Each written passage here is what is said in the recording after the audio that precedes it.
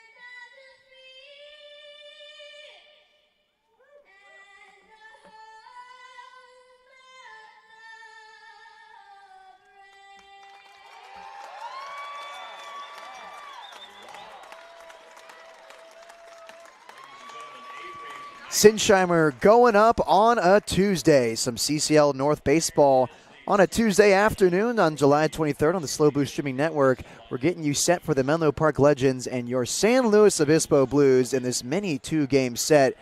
4 games left in the season. This is one of them as the Blues host the Legends. Welcome inside the broadcast booth, everyone. My name is Nate Mills, calling the balls, strikes, and much more for your Blues on the SLO Blues Streaming Network as San Luis Obispo gets prepared for their 41st game of the season against the Menlo Park Legends. They take their 25-15 record into tonight's game. They're 19-10 at home and 3.5 games behind first place in the Walnut Creek Crawdads in the CCL North. Here's the starting defensive alignment for your San Luis Obispo Blues.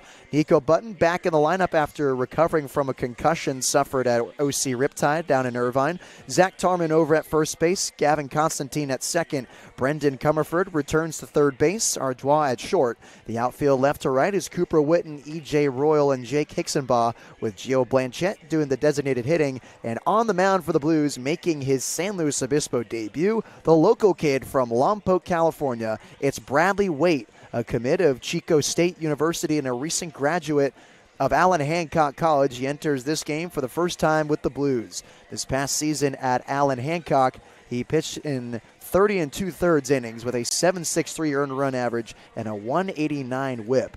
The summer stats on him are limited. They were not available anywhere online, but I can say that if this name sounds familiar to you, well, it should, because Waite started for the Coastal Dodgers in Game 1 of this summer against the San Luis Obispo Blues. So after a summer with the Dodgers, he switches jerseys to now play for San Luis Obispo at Sinsheimer Stadium.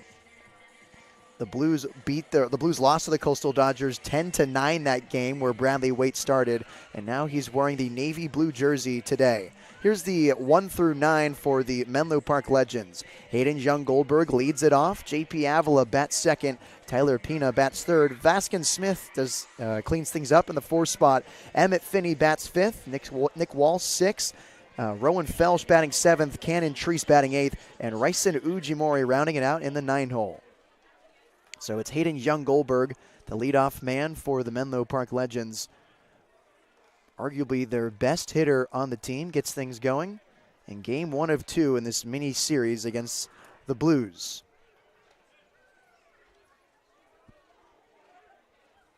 Waite, for the first time in a Blues uniform, kicks and fires. It's a fastball missing low at 6:04 p.m. 1-0 to the lefty designated hitter.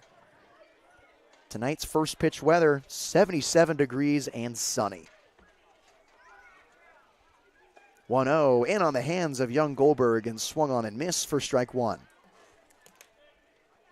Goldberg, a Santa Clara commit, Palo Alto native, an outfielder entering his junior season, starting in his 27th game for the Legends this summer.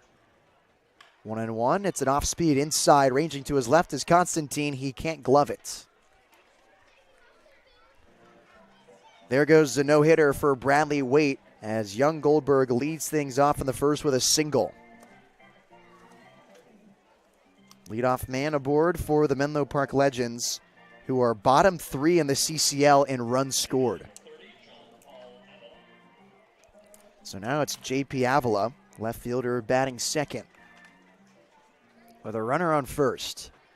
Avila is looking for a place to call home as he stands far away from the plate in the right-handed batter's box. He swings and misses at that first pitch fastball. Time is called at home.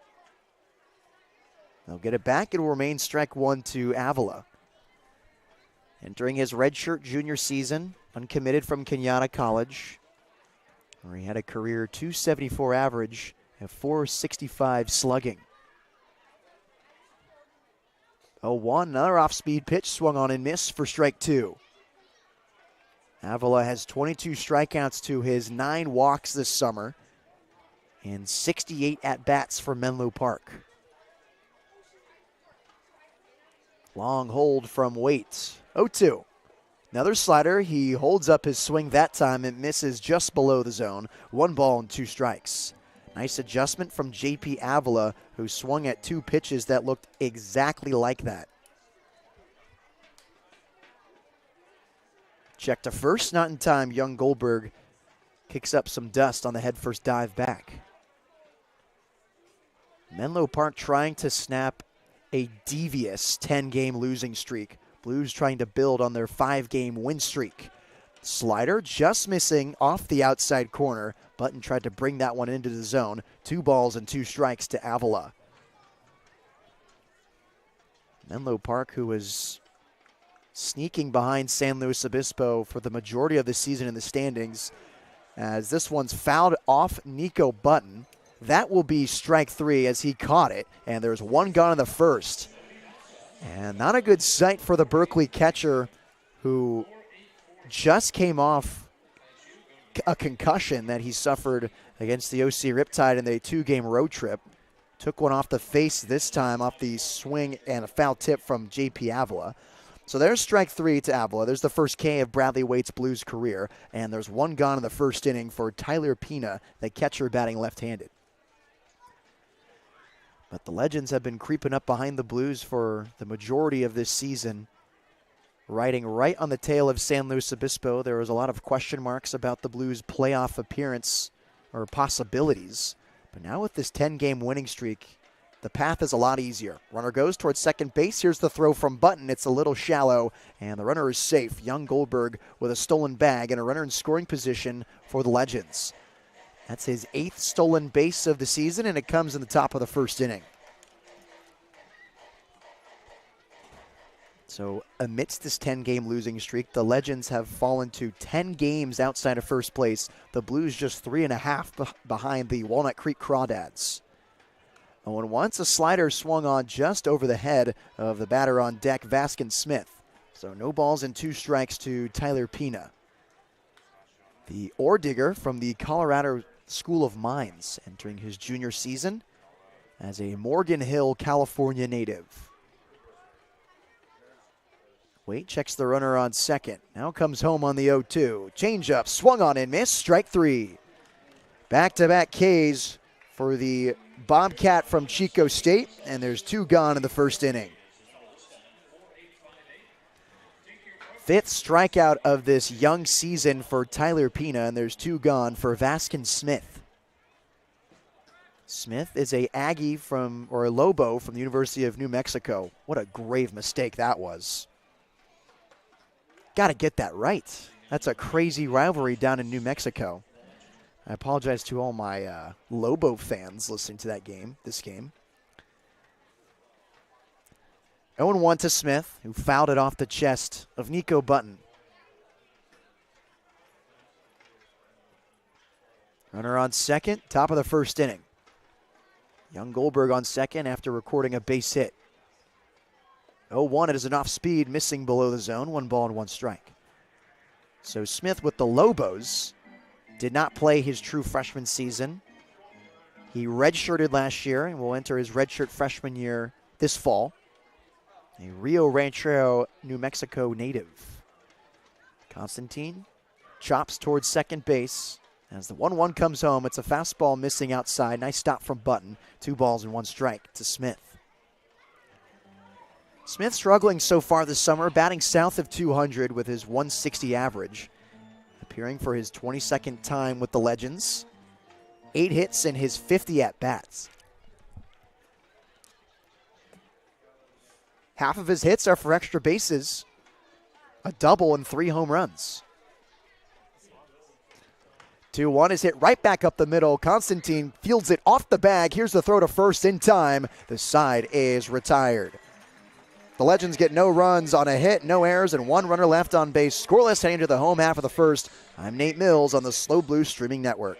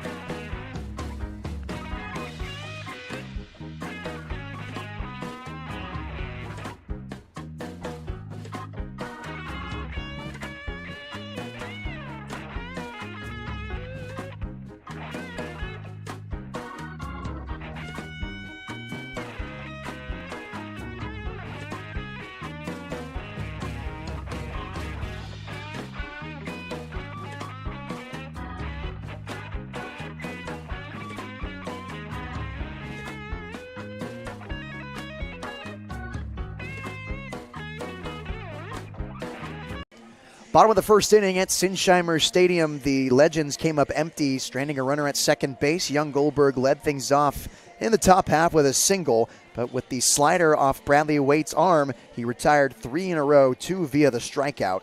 Still a scoreless game as E.J. Royal leads things off for the Blues. Tonight's 1 through 9 for San Luis Obispo. It's Royal, Jake Hicksonbaugh batting second, Sam Ardois bats third, Cooper Witten cleans it up, Brendan Comerford batting fifth, Zach Tollerman batting sixth with Nico Button batting seventh, Gio Blanchette batting eighth, and Gavin Constantine rounds it out in the 9th spot.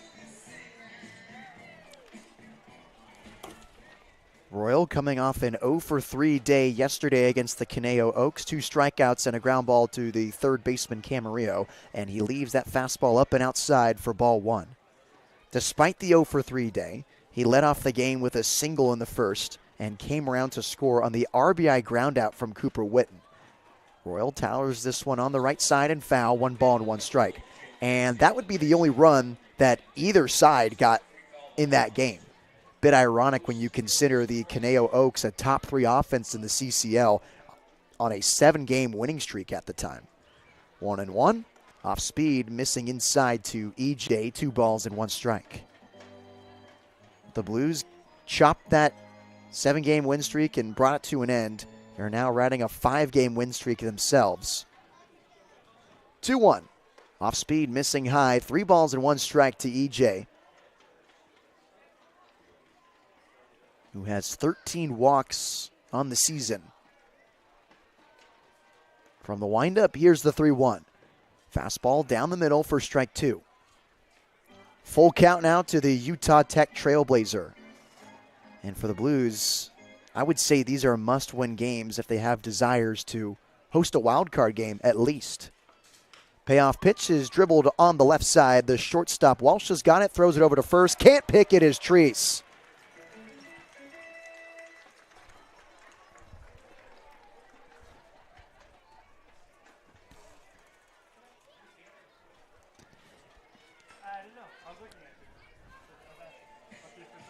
E.J. Royal reaches base safely on the infield hit to lead things off in the bottom half of the first. They'll chalk it up as a hit officially. Gotta love hometown scorekeeping. As Jake Hicksonbaugh steps up with the go-ahead runner at first base. We'll see if the Blues can cash that runner in.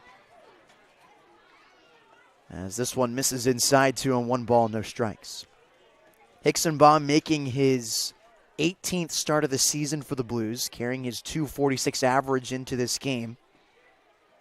Not a slugger, a .262 slugging percentage, as that one misses outside. 2 balls and no strikes. Death by paper cuts. He'll find a hole. Left center, right center, don't matter. Can spray the ball all over the field. Wants to do that here and try to get Royal into scoring position.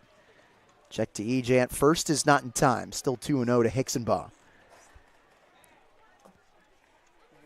Hicksonbaugh is the team leader in stolen bases, so that speed is there as well. Royal takes off towards second base. Here's the throw down from Pina. Head first slide from EJ is in time. A stolen bag for EJ Royal, his 16th on the season. Hicksonbaugh better watch his back. Royal is now 1 stolen base behind, being tied for first place on the team. And Jariah Lewis, who departed from the Blues last week, never got to that stolen base record that Jake Hicksonbaugh had, as that fastball hits the outside corner for strike 1 on the 3-0 count. Hicksonbaugh won the war there. 3 balls and 1 strike. EJ Royal at second base. Off speed, dribbled behind home plate. 3-2 to Hicksonbaugh. Sam Ardois waits on deck, the shortstop from University of Louisiana. Last time Hicksonbaugh played, he started against the Academy Barons on July 20th. 1 for 4 day there. A single in the 7th inning, a strikeout swing, and a reach on air. Payoff pitch. Slider, he checks his swing, and it goes to the backstop, a drop third strike as Hicksonbaugh jogs towards first and Royal advances to third. Runners at the corners for Sam Ardois. So it was a check swing strikeout to Jake Hickson-Baugh. That was dropped by Pina and slowly rolled to the backstop. Both runners could moonwalk to their bases in front of them. So now it's up to Ardois to strike first in the first inning. Sammy yesterday batted second for the Blues and had himself a day, 2 for 4 with 2 singles. Seeing the ball awfully well as of late. Hickson-Baugh takes off towards second base. Catcher's indifference as there's runners in scoring position for San Luis Obispo. Couple of speedsters at second and third for the Blues. As Ardois' job is a little easier than it would be with 2 outs. Just want to poke the ball in the air anywhere, and Royal can score easily on the sac fly. Of course, a base hit would be nice. He's been collecting those rather frequently lately. 1-1. Fastball and flaring it the opposite way out of play is Ardois. 1-2 to Sammy. It's the new bat. Talk about it in baseball, talk about it in golf, many parallels there. No, I swear, if I just get a new bat, I'm going to hit better. This time it's actually working for Sammy. 1-2. Off speed is hit in the air to center field. Smith going back on it. Royal tagging from third. He takes off towards home. The throw goes to third where Hickson-Baugh tagged from second. And the sacrifice fly from Ardois gets things going in the first inning. 1-0 San Luis Obispo. Just a textbook sac fly. Exactly what you want in that situation. Fundamental baseball for the Blues, and they're on the board early. So 1 gone now for Cooper Witten with another run 90 feet away, and Hickson-Baugh, who got dirty on that headfirst slide into third base. Witten, the cleanup hitter for the Blues, batted cleanup yesterday as well. Had an 0 for 3 day with an RBI ground out in the first.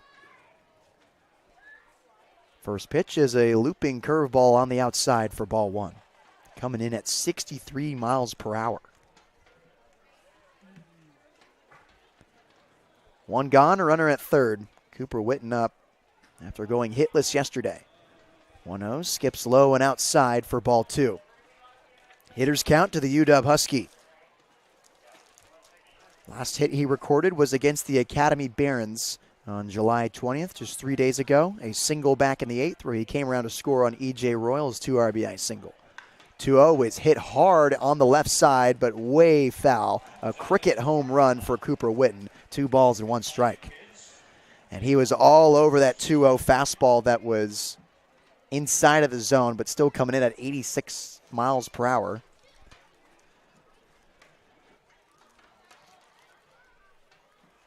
He steps back in on the 2-1 offering as the starting pitcher for the Legends buries his face in his black glove. Now comes home. That curveball misses high. 3 balls and 1 strike. Another classic hitter's count for the power guy from San Diego, California.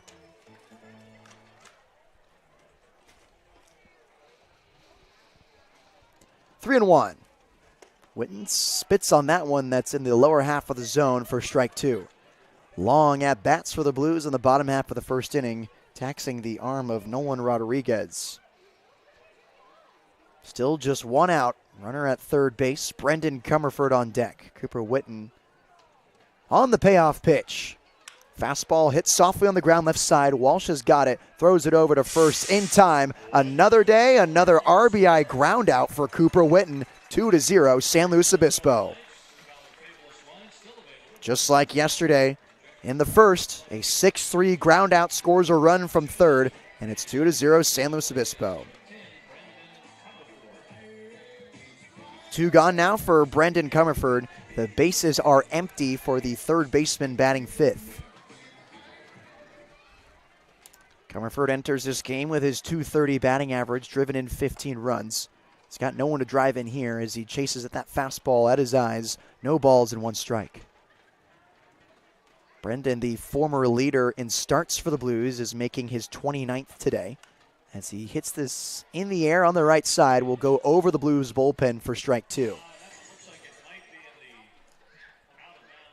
Got to be tough with two is Brendan Comerford. Closed off stance in the right-handed batter's box as the Legends infield jogs back to their positions. Here's the 0-2 from Nolan Rodriguez. Fastball swung on and missed, strike three. So the Blues strike first, 2 runs in the first inning off no hits, no errors, and no one left on base. 2-0 SLO heading to the second. I'm Nate Mills on the SLO Blues Streaming Network.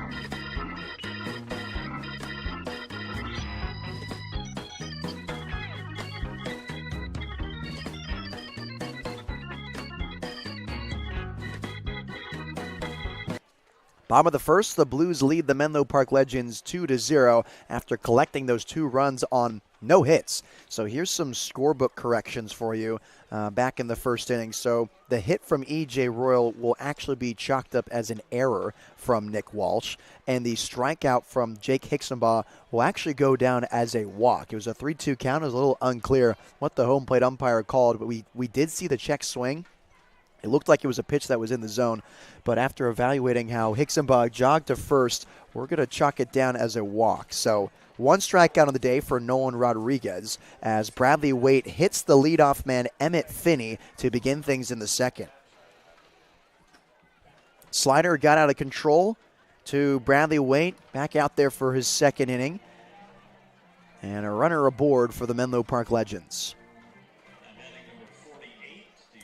So now it's Nicholas Walsh, the University of San Francisco commit.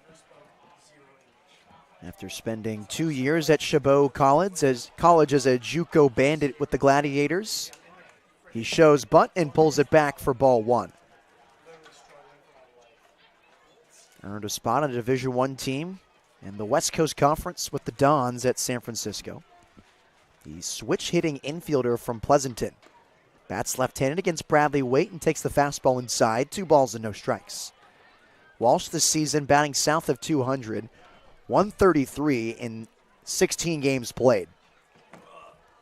6 hits and 45 at-bats. Half swing on a roller down the third base line. 2 balls and 1 strike to Walsh. In those 6 hits, 1 extra base hit, it's a double. Driven in 5 runs. 11 walks to his 5 strikeouts. 2-1 with a runner on first base. It's a short lead for Finney as he swings and spins this one behind home plate. 2 balls and 2 strikes. Smaller sample size than his last season at Chabot, where he slugged .504 and a .277 average. 39 hits and 141 at-bats. 15 doubles, 5 homers, and a triple. Check to first. And on the transfer, Tollerman loses the ball, but getting picked off is Emmett Finney. A slow burning call from the umpire down the first base line, and that's the first out of the inning. The first successful pickoff attempt of the summer for the Blues, as the manager for the Legends wants to have a conversation with the umpire.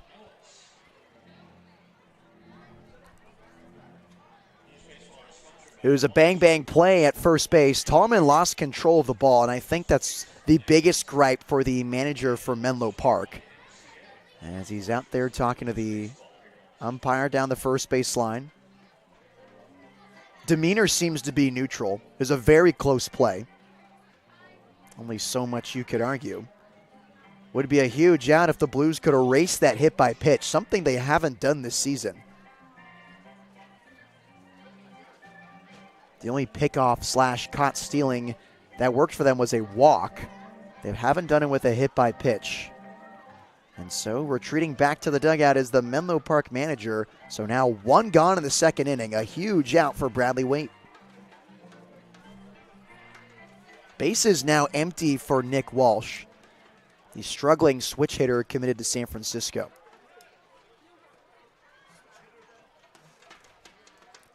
Two-two. He swings at the slider downstairs. Throw to first on the drop third strike is in time, and there's two gone in the second inning. Third K of the day for Bradley Waite. Waite's slider has looked pretty good so far today. It's generated 3 swings and misses for strike 3. And now that there's two gone in the second inning for Rowan Felch, right fielder batting left-handed.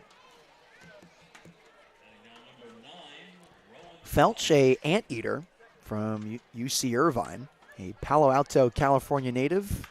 Hits this hard on the right side. Diving is Constantine, but it shoots over his glove, a base hit.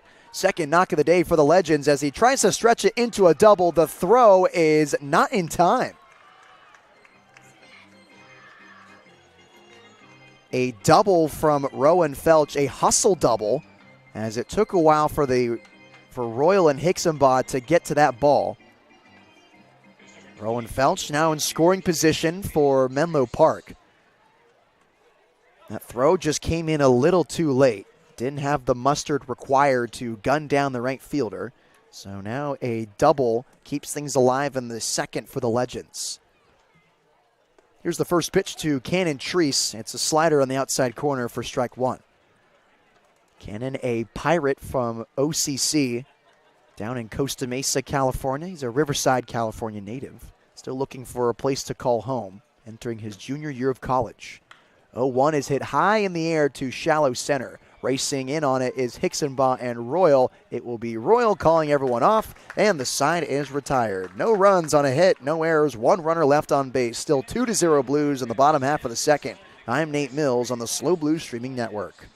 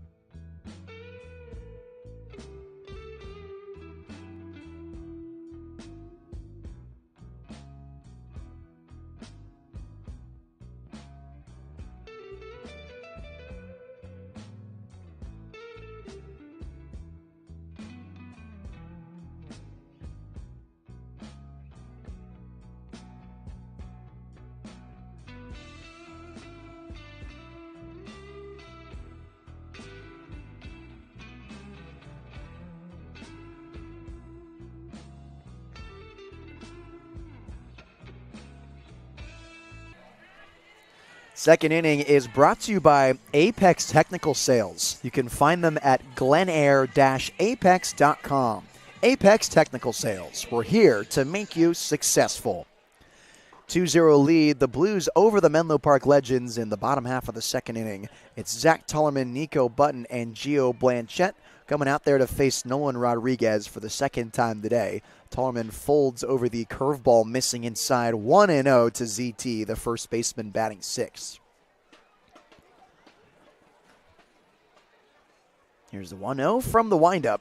Another slider missing outside, 2 balls and no strikes. Hitters count for Tullerman, who has been working on lifting the baseball this summer. A lot of ground ball outs last year with the Blues and in his time with UC Irvine, as that fastball hits the outside corner for strike one. UC Riverside, I should say. Entered the transfer portal after his first season of Division I baseball, now a Spartan at San Jose State, where he will be rooming with former two-time Blue Jariah Lewis. Curveball pops out of the hand of Rodriguez, and it's too tall. 3 balls and 1 strike to Zach. Nico Button awaits on deck, the left-handed hitting catcher. Only other lefty in the lineup besides Hickson Baugh. There's a fastball missing outside and a leadoff base runner for the Blues. Back-to-back innings with leadoff runners, and now it's Button.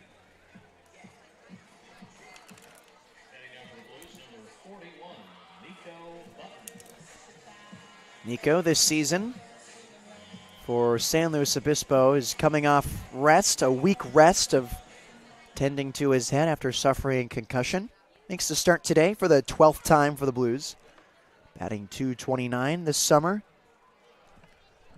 .292 slugging.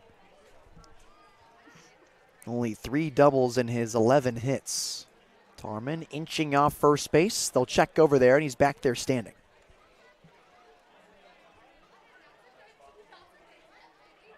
Eight walks to his 7 strikeouts.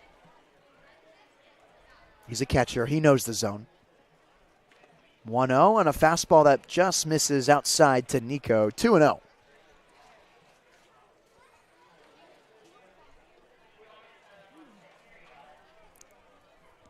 Runner at first. Tullerman wearing the oven mitt on the left hand. Long hold as the 2-0 comes home. It's a fastball, a long check swing from Button. 2-1. If you're going to swing on a 2-0 count, it's got to be a pitch that you love. Clearly, he didn't love all that one on the long half swing. 2-1. Nice placement on that four-seam from Rodriguez on the outside corner for strike 2. 86 dotting the outer half. 86 with 1,800 rotations per minute. I'm not sure how that maths. How can you throw 86 with 1,800 rotations per minute? I may be speaking too analytically here, but those two numbers don't go together typically. Here's some firewood from Button on the slow roller that is fielded on the chalk. He races back towards second. He will be tagged out as he kicks up some dirt. Tullerman advances into scoring position on the broken bat ground out from Nico Button. The barrel went farther than the ball.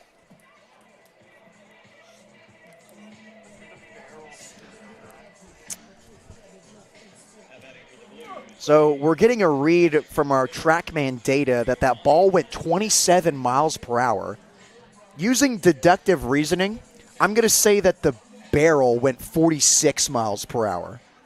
22-foot ground ball from Nico Button. There was 1 gone and a runner at second. And first pitch swinging is Gio Blanchette as he fouls this one up and out of play for strike 1. Blanchette DHing tonight, batting 8th for the Blues. Made the start last night against the Conejo Oaks. He batted 7th there, had a 1-for-2 evening against the number 1 team in the CCL South. 0-1 is an off-speed hit in the upper outside corner for strike 2.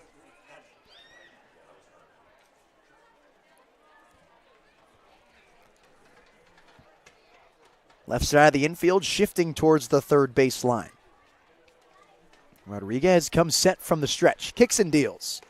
Fastball just missing inside, 1 ball and 2 strikes. Didn't miss by much. Outfielding at regular depth, wind blowing from the right to the left foul pole. Right side of the infield wide open with Ujimori holding on the runner at second. 1-2. Off speed. Good leave from Blanchette. That also barely missed inside.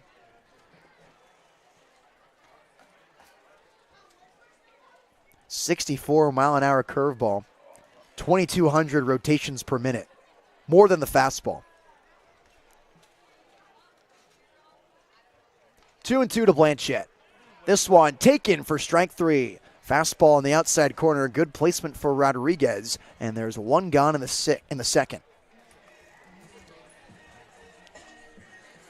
Now check that, two gone. The RBI ground out, or the broken bat ground out from Nico Button was the first out. So now it's Gavin Constantine, the second baseman, batting ninth for the Blues. He's got a runner in scoring position.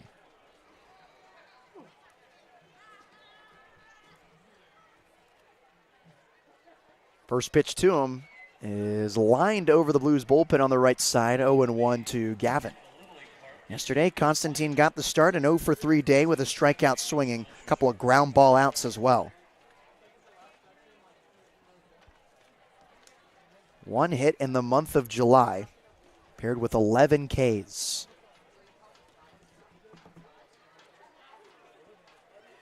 Long hold for Rodriguez as he double takes at second base. There's an off speed missing in the other batter's box. Pina smothers it on the slide to his right. 1-1 to Constantine, the second baseman.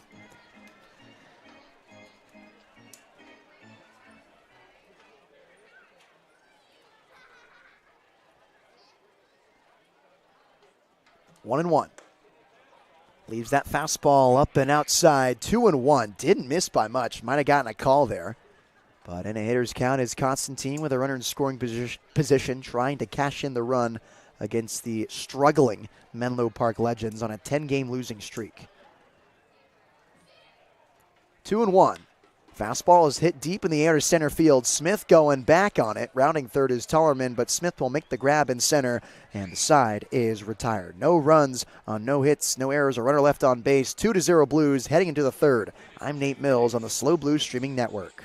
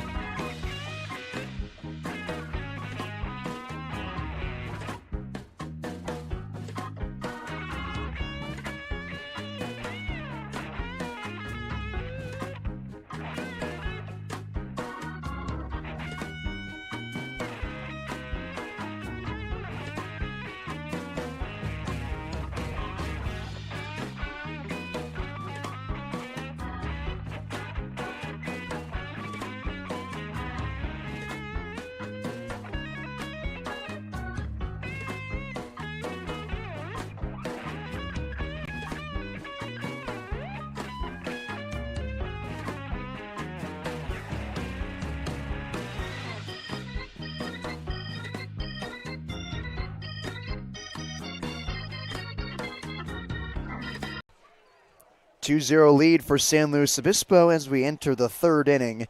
Ryson Ujimori, then it's Hayden Jung Goldberg and JP Avila facing Bradley Waits for the third time this afternoon. Menlo Park still trying to get through the lineup for the first time as Ujimori takes a look at that fastball outside for ball one.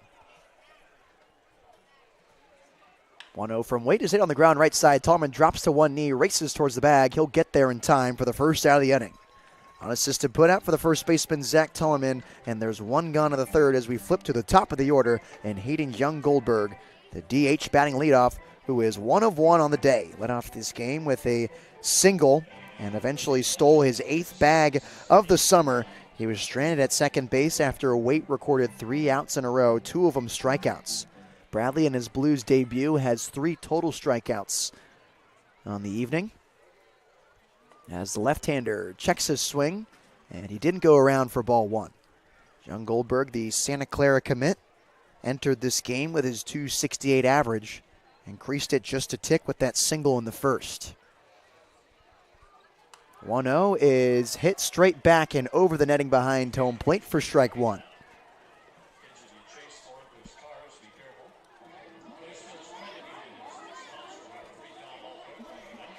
Menlo Park Legends 10-19 on the summer. As the 1-1 comes in, fastball missing way outside. 2-1 to Young Goldberg. Had a winning record at 10-9, trailing just behind the Blues in the CCL South, but have absolutely tumbled into the final stretch of the season. A 10-game losing streak as the fastball hits the outside corner there, 2-2. 2 must-win games for the Blues as they look to host a wild card game against the Sonoma Stompers at Sinsheimer. 2-2 in the dirt. Button smothers that one. 3-2 now to the leadoff man.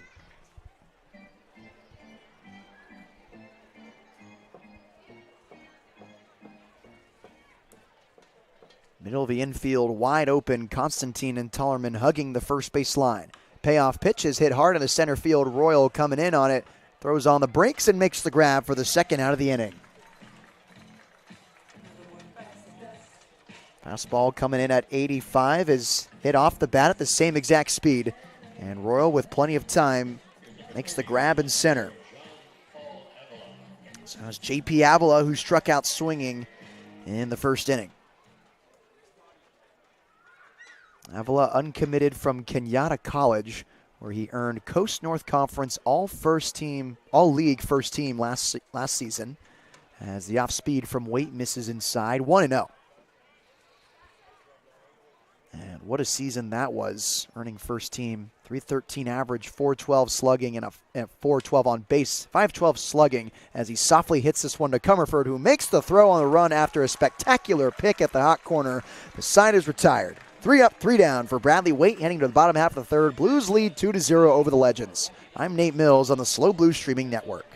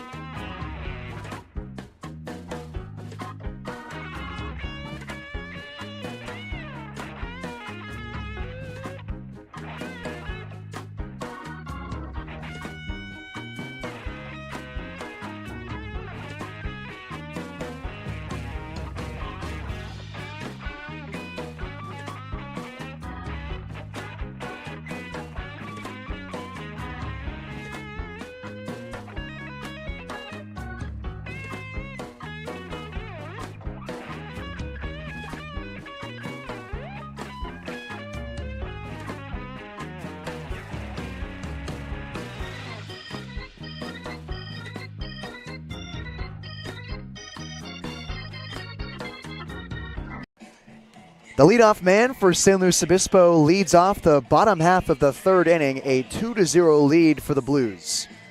Royal reached on error in the first inning and came around to score on the sacrifice fly from Sam Ardois. Here's the first pitch to him, and it's an off-speed missing inside. 1 ball, no strikes. Tonight's starting pitcher for the Menlo Park Legends is Nolan Rodriguez. The right-hander comes home on the 1-0 and hits the outside corner for strike 1. 1-1 to E.J. Royal.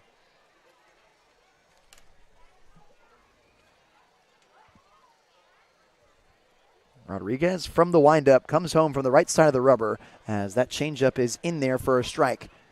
Inside corner to EJ. He's got to be tough with 2 here.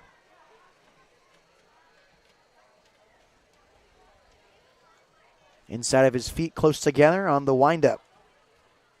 1-2 slider misses downstairs. Royal doesn't go after it. 2-2. Rodriguez is an Oak from Menlo College. Entering his sophomore season. He has a 7.59 earned run average this summer with Menlo Park. 2-2 is hit off the shin of the pitcher Rodriguez. It kicks over to the first baseman. The tag is not in time for EJ. And another knock for the Blues in the third. That's actually the first. We corrected his hit earlier in the first. That was eventually an error. So this one will go down as a base hit. That's the first one of the Blues this afternoon, and a leadoff base runner in the third.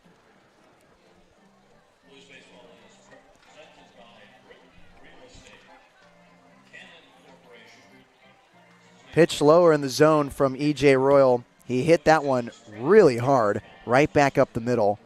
Bad day to be the Achilles of Nolan Rodriguez, as that one launched up the first base line.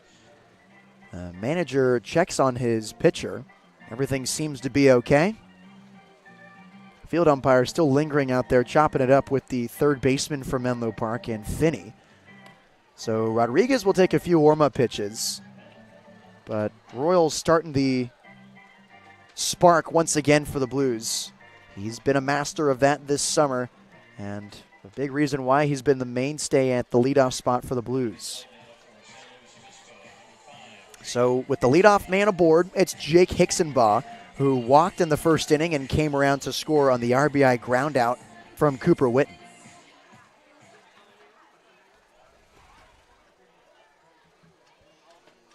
First pitch, he shows bunt and pulls it back, takes it for ball 1. Third baseman Finney was crashing, prepared for the bunt attempt from Jake.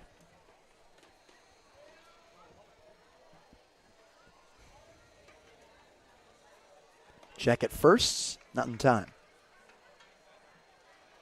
Finney now living on the infield grass.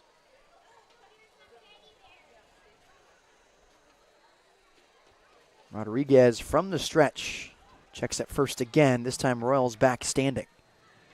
And for Rodriguez, he's making his second start of the summer for Menlo Park. Typically a relief pitcher for the Legends. 21 and a third innings pitched, 12 strikeouts, 15 walks, 28 hits. That one missing low to Jake Hicksonbaugh, 2 balls and no strikes.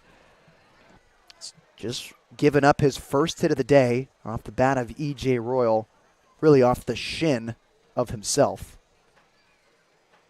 As 2-0 comes home, and Hicksonbaugh gets underneath this one into left center. Avila and Smith converging. It will be the center fielder, Smith, making the running grab. There's the first out of the inning. Hicksonbaugh was all over that fastball in the upper half of the zone. Just got his barrel underneath it. So now it's Sam Ardois, who came through with some situational hitting in the first inning, bringing across E.J. Royal for the first run of the game.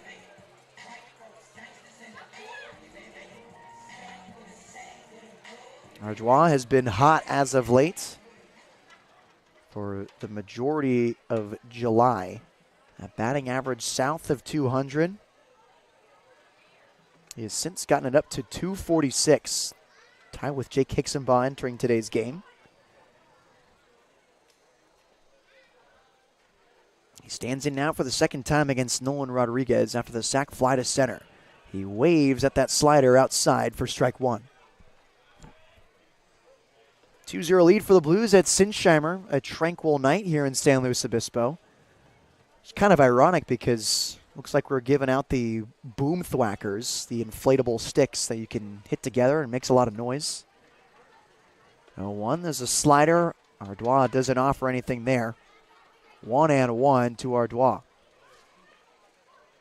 Fans are kind of just holding them. Not a lot of thwacking happening. Now check at first. Royal kicks up some dust and is there in time.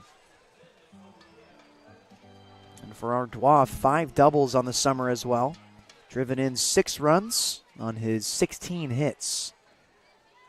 Runner takes off towards second, but Sammy fouls this one right behind home plate. Royal will have to retreat on what is now a 1-2 count to the Louisiana infielder. Friends call him Spice, the way he plays the game, with a lot of flair, a lot of passion. A nickname that is rooted in his childhood in Lake Charles, Louisiana. It's carried over into his college career and here in San Luis Obispo. Another check at first and Royals back standing. Team DJ on the bus as well.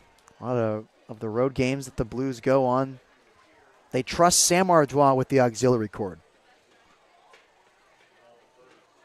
1-2. Sammy hits this one in the air on the right side. It will be foul and out of play. Do it again at 1 ball and 2 strikes. A lot of rap. A lot of modern rap for Sam Ardois. A lot of stuff that'll get the boys going.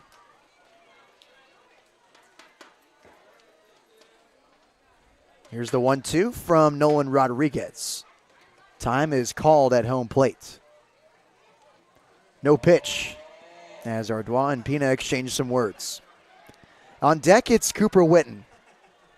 0 for 1 today, an RBI ground out in the first. Warm night on the Central Coast as the 1-2 almost hits Ardois on the head. 2-2 to Sammy.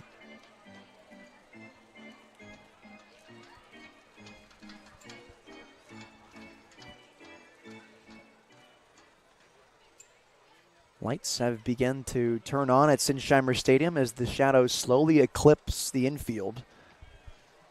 Another check to get Royal at first is not in time. 2 hits apiece for each team. 1 hit for the Blues, 2 for the Legends. As the 2-2 comes home, Royal takes off towards second. Ardois swings and misses for the strikeout. Stealing second base is E.J. Royal, but going down on strikes is Sam Ardois. 61-mile-an-hour slider. 2,100 rotations per minute on that pitch. As Cooper Witten steps up with 2 gone. That's the 3rd strikeout of the day for the Menlo Park Legends. And it's the 2nd out of the 3rd inning. More strikeouts than walks for Menlo Park pitching so far. Ironically enough, the Legends are 2nd in the CCL in walks allowed with 166. Here's another broken bat, this time from Witten, as it clanks off the glove of Finney. Royal thought about heading home, but holding up at third base is EJ. Broken bat single for Cooper Witten.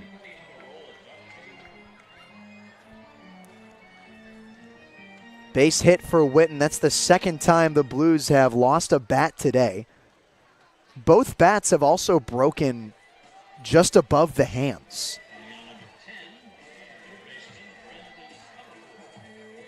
That's always a scary sight when you're seeing a barrel coming at you as an infielder.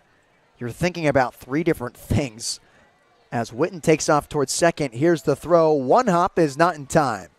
Stolen bag for Cooper Witten off the nice jump. 2 runners in scoring position for the Blues.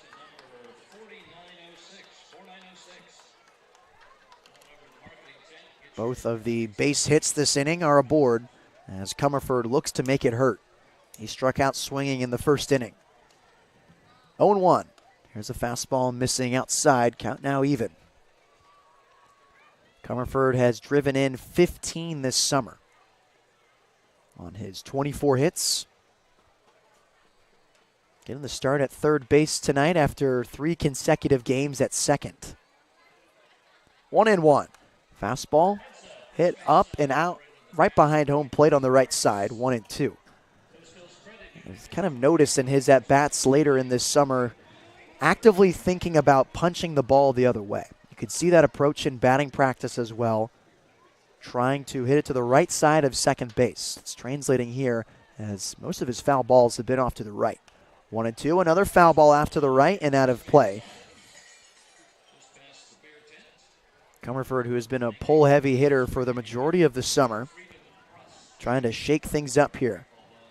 As a lucky fan wearing a Menlo Park Legends hat has the barrel of Cooper Witten. 1-2. Off speed, that misses way high at 63 miles per hour. 2 balls and 2 strikes to Brendan Comerford. For Cooper Witten, he had a sticker on that bat.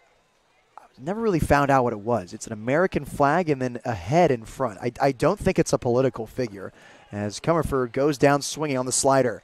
He slams his bat for the 3rd out of the inning. The Blues get no runs on 2 hits, no errors, and 2 runners left on base. Still 2-0 San Luis Obispo, heading into the middle third of this ballgame. We say howdy, partner, to Ryan Giacomini. I'm Nate Mills on the SLO Blues Streaming Network.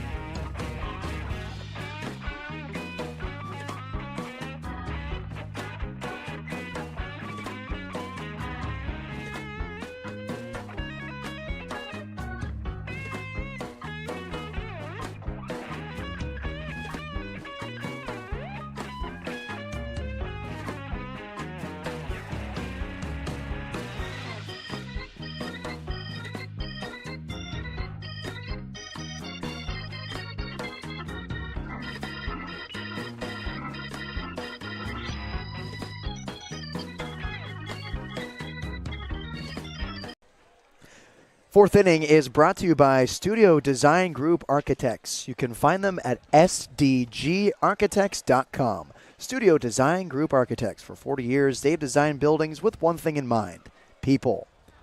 2-0 lead for San Luis Obispo as we enter the 4th inning of play at Sinsheimer Stadium. And Ryan Giacomini joins me in the broadcast booth. Ryan, what are you seeing out of this first start for Bradley Waite? After starting against the Coastal Dodgers, he's looked good up until this point against the Legends, as this one is going to clear the wall and right. Monster blast for the leadoff man and Tyler Pina. And it's 2-1 San Luis Obispo.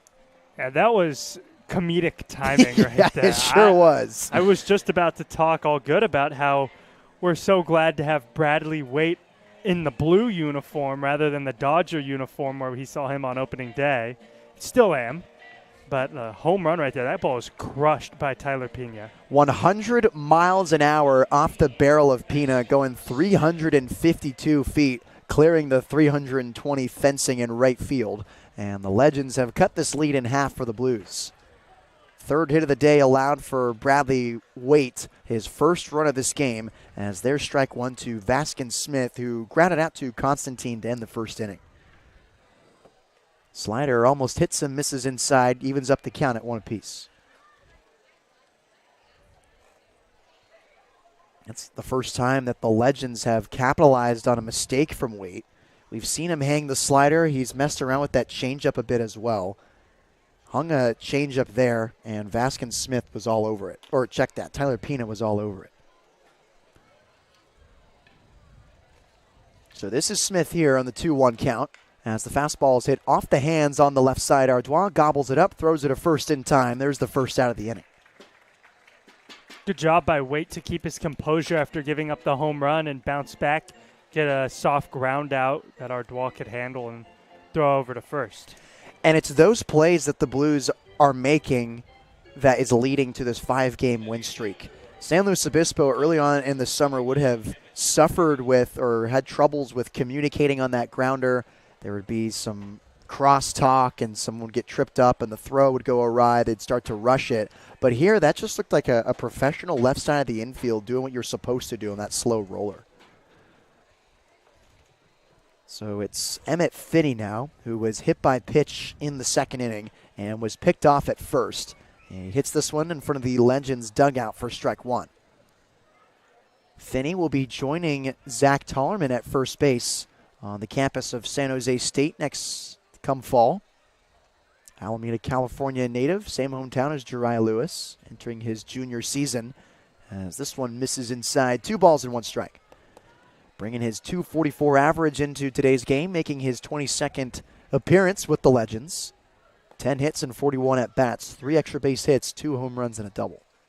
2-1, he gets underneath it. It's playable in shallow center. Constantine calls off the shortstop Ardois, and with the two-handed grab, puts it away for the second out of the inning. Ever since that first inning, Bradley Waite has only recorded 1 strikeout. He's doing what a lot of Blues pitchers like to do and pitching to contact. Soft contact that results in easy outs. One got away from him, though, in the leadoff batter of this inning. But since that home run, 2 soft outs for him. First pitch, dribble down the first base line and foul to Nick Walsh, the switch-hitting shortstop batting left-handed against the righty Bradley Waite. Walsh is one of Waite's 3 strikeout victims. 0-1, and Walsh chases after the changeup for strike 2.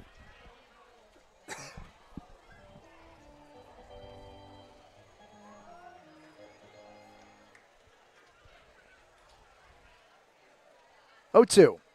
Hits it off the end of the bat to Constantine at second, who gets it on the tough hop off his chest and over to first in time. The side is retired. 1 run on a hit, a 350-foot home run to right. No errors and no one left on base. It's now 2-1 Blues heading to the bottom half of the 4th. For Ryan Giacomini, I'm Nate Mills on the Slow Blues Streaming Network.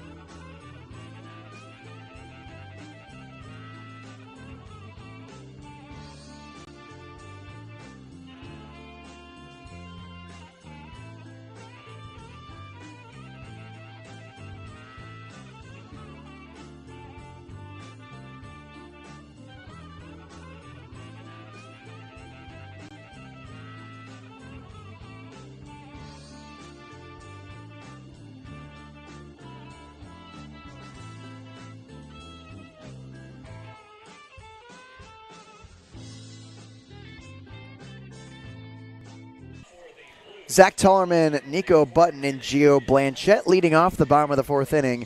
The Blues' lead has been cut in half after the 100-mile-an-hour and 350-foot bomb to right by Tyler Pina. There's also a new pitcher for the Menlo Park Legends. It's Josh Kim, coming in to replace Nolan Rodriguez, tonight's starter.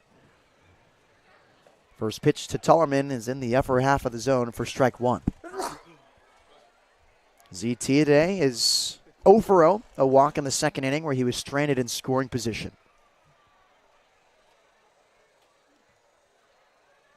Kim comes set, now delivers. Tullerman hits this into the air to center field. The center fielder Smith ranging to his left makes the one-handed grab with his red glove, and there's the first out of the inning. Let's introduce you to Josh Kim, the new pitcher. He's 6 foot, 190-pound right-hander, originally from Studio City, California. And he has 3 appearances. This is his 4th. In his previous 3, he has a 6.75 ERA. In his 5 1/3 innings pitched, 4 strikeouts to 4 walks, 7 hits. First pitch to Nico Button, missing up and outside. 1-0 to the left-handed hitting catcher who broke his bat in the second inning.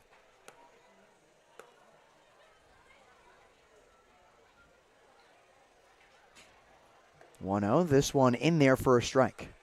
I believe I said Cooper Witten leads the team in broken bats with 3 now. I don't know. I think he does. Yeah. That's not on point streak or baseball reference, as this one's fouled on a line down the left side. 1-2 to Nico Button. I thought that's what BB standard for, broken bats. Yes. Love it. Cancel the broadcast. EJ has 13. Holy lumber. Button late on this fastball, fouling it into the netting for strike 2.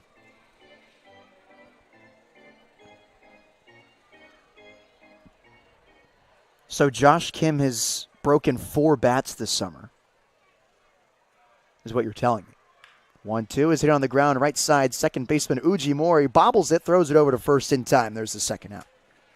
In the world of statistics, like the way we're moving, I could totally see that becoming a stats, like broken bats induced. Oh, absolutely. Yeah.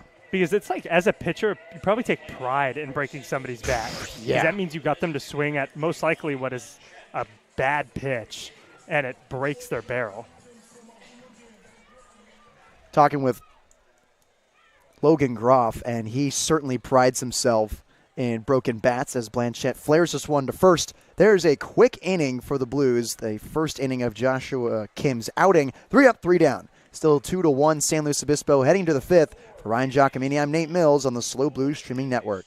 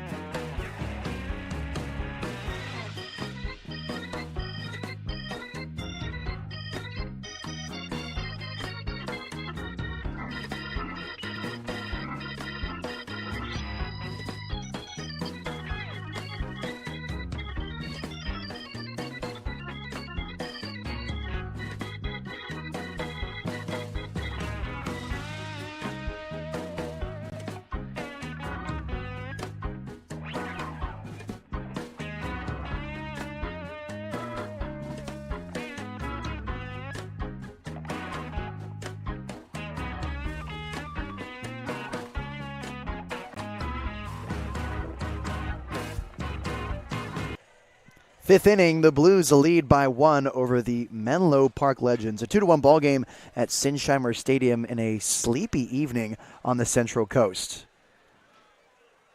That's not an oxymoron. Redundant. Central Coast is pretty sleepy, not going to lie. 1-0. Popping this one up and foul ground on the left side. Comerford ranging after it. He won't get there. It lands and it bounces into the Menlo Park bullpen for strike 1. And I don't think the Slocals will take offense to that. As a matter of fact, I think they pride themselves in being a sleepy town, you know? Yeah. It's very laid back. Just a very relaxed town. I feel like my heart rate comes down every time I come here. 1-1, hit off the hands and into center field, a base hit. Diving attempt from Constantine. Is it enough? There's a leadoff single for Rowan Felch. He's 2 for 2 on the day. I remember when I first moved here, or first transferred to Cal Poly, made a visit to Morro Bay. And I don't know the name of this cafe, but it was on like the main street along the water. That blue, like teal looking place. I remember I set foot in there and just thinking, this place is so peaceful. It's one of those things, too, where the cashier is, like, genuinely asking about your day. Yeah. They're like, where are you coming from? I probably bring that energy of just kind of being uptight to the cafe. As the first pitch misses low to Cannon Treese for ball 1. It's just kind of who I am. Kind of sticking out like a sore thumb. Everyone wearing oversized hoodies and salt and pepper scruff. That was not me. Yeah. Shorts and a shirt. Picked a first, not in time. Well, and to go along with that point, so I've been working some of the slow days, which for those of you who don't know is the orientation for our new students. And what all the parents have to say is that all the people in slow, including the students, are like the nicest people in the world. It's just such a nice area. It's just like old school. Yeah. Like, there's like the script that you just kind of follow during a transaction when you're buying whatever. Mm-hmm. We were going through the script, and then said, "What brings you into town?" Like that. I just have never had anything like that. Yeah. It's like, oh, you actually kind of care. Oh, wait about a. me. This is nice. Yeah, and nice having some meaningful conversation, and I feel like a lot of locals enjoy, that meaningful conversation with a stranger, with somebody they know. I think that's what draws a lot of players to the Blues as well. That's just kind of the vibe you get in summer ball. That slider is swung on and missed for strike 2. A vibe you don't get in a lot of other places. I mean, I know you can go to the Midwest and get the Midwest hospitality isn't a thing, but I think it is real. It's better than Southern. Don't at me. 1-2. This one bouncing to the third baseman, Comerford, who goes to second for 1. Pump fake from Constantine. The throw is late, so they get the force out at second, and Rowan Felch, Cannon Treese, reaches on the fielder's choice. Constantine just got that one stuck in his glove and was unable to turn the double play.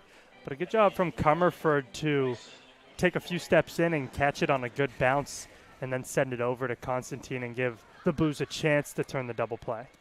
And that pump from Constantine at second base shows a sign of improvement on their defense as this one's flared up and out of play for strike 1. An old Blues defender would just throw it no matter what just to try to finish that double play. But Constantine knew he didn't have a very good grip on it.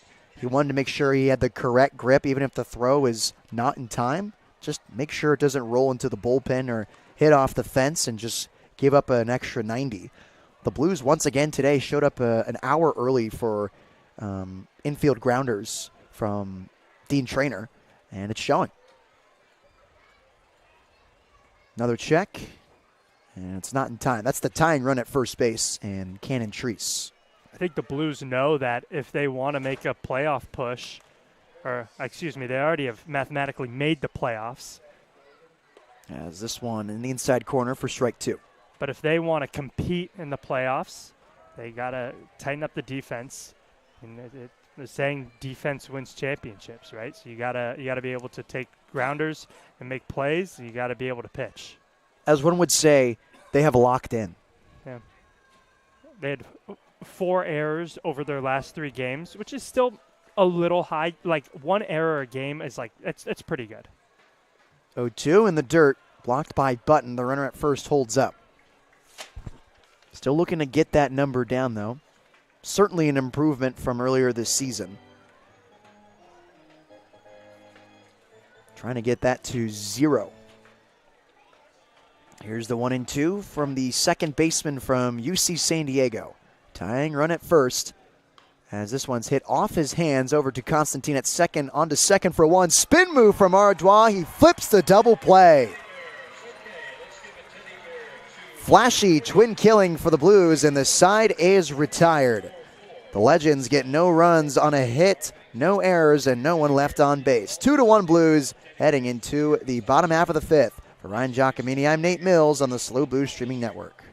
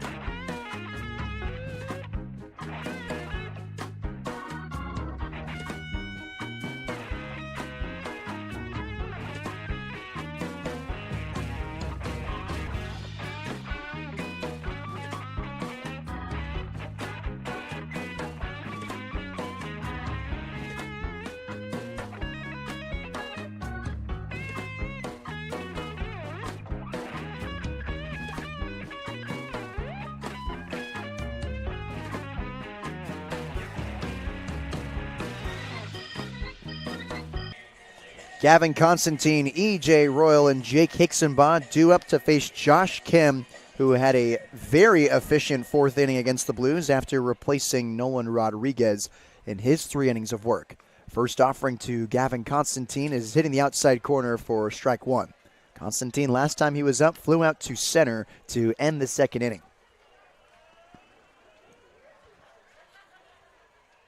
0-1 going the opposite way and falling fast on the right field line. It's foul. I heard chalk. Yeah, that one looked like it bounced in fair territory to me. But we are both wrong. Just centimeters away from being a fair ball for Constantine and had extra bases written all over it. He'll head back to the plate with his Silver Victus. Same bat that Major Leaguer Jurickson Profar swings. 0-2. Fastball taken for strike 3. Gavin Constantine goes down on strikes in 3 pitches. There's the 5th of the Blues offense today, and there's 1 gone in the 5th inning. With 2 strikes, you just got to protect right there. Constantine got a fastball right at the knees and was just not ready to swing the bat. So now we're at the top of the order in E.J. Royal. He's 1 of 2 on the day, a single and a reach on air in the first. Came around to score on the Ardois sacrifice fly. We're stranded at second base in the 3rd inning. First pitch is an off speed on the outside corner for strike 1. Josh Kim hammering that outside part of the zone, especially on the sliders to the right-handed hitters early in this outing. Generated some soft contact the first 3 guys he faced in the 4th.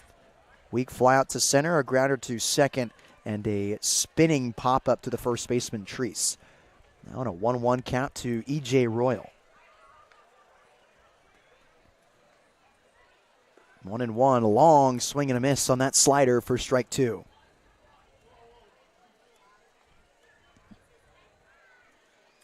E.J. with 2 strikes, digging into the right-handed batter's box. The setting sun in his eyes as the 1-2 hits off the shin of the catcher Pina. Evens it up at 2 balls and 2 strikes. 2-1 lead for San Luis Obispo halfway through this game at Sinsheimer. Bottom half of the first inning. Pitcher on the mound is Josh Kim, the Cougar from Cal State San Marcos.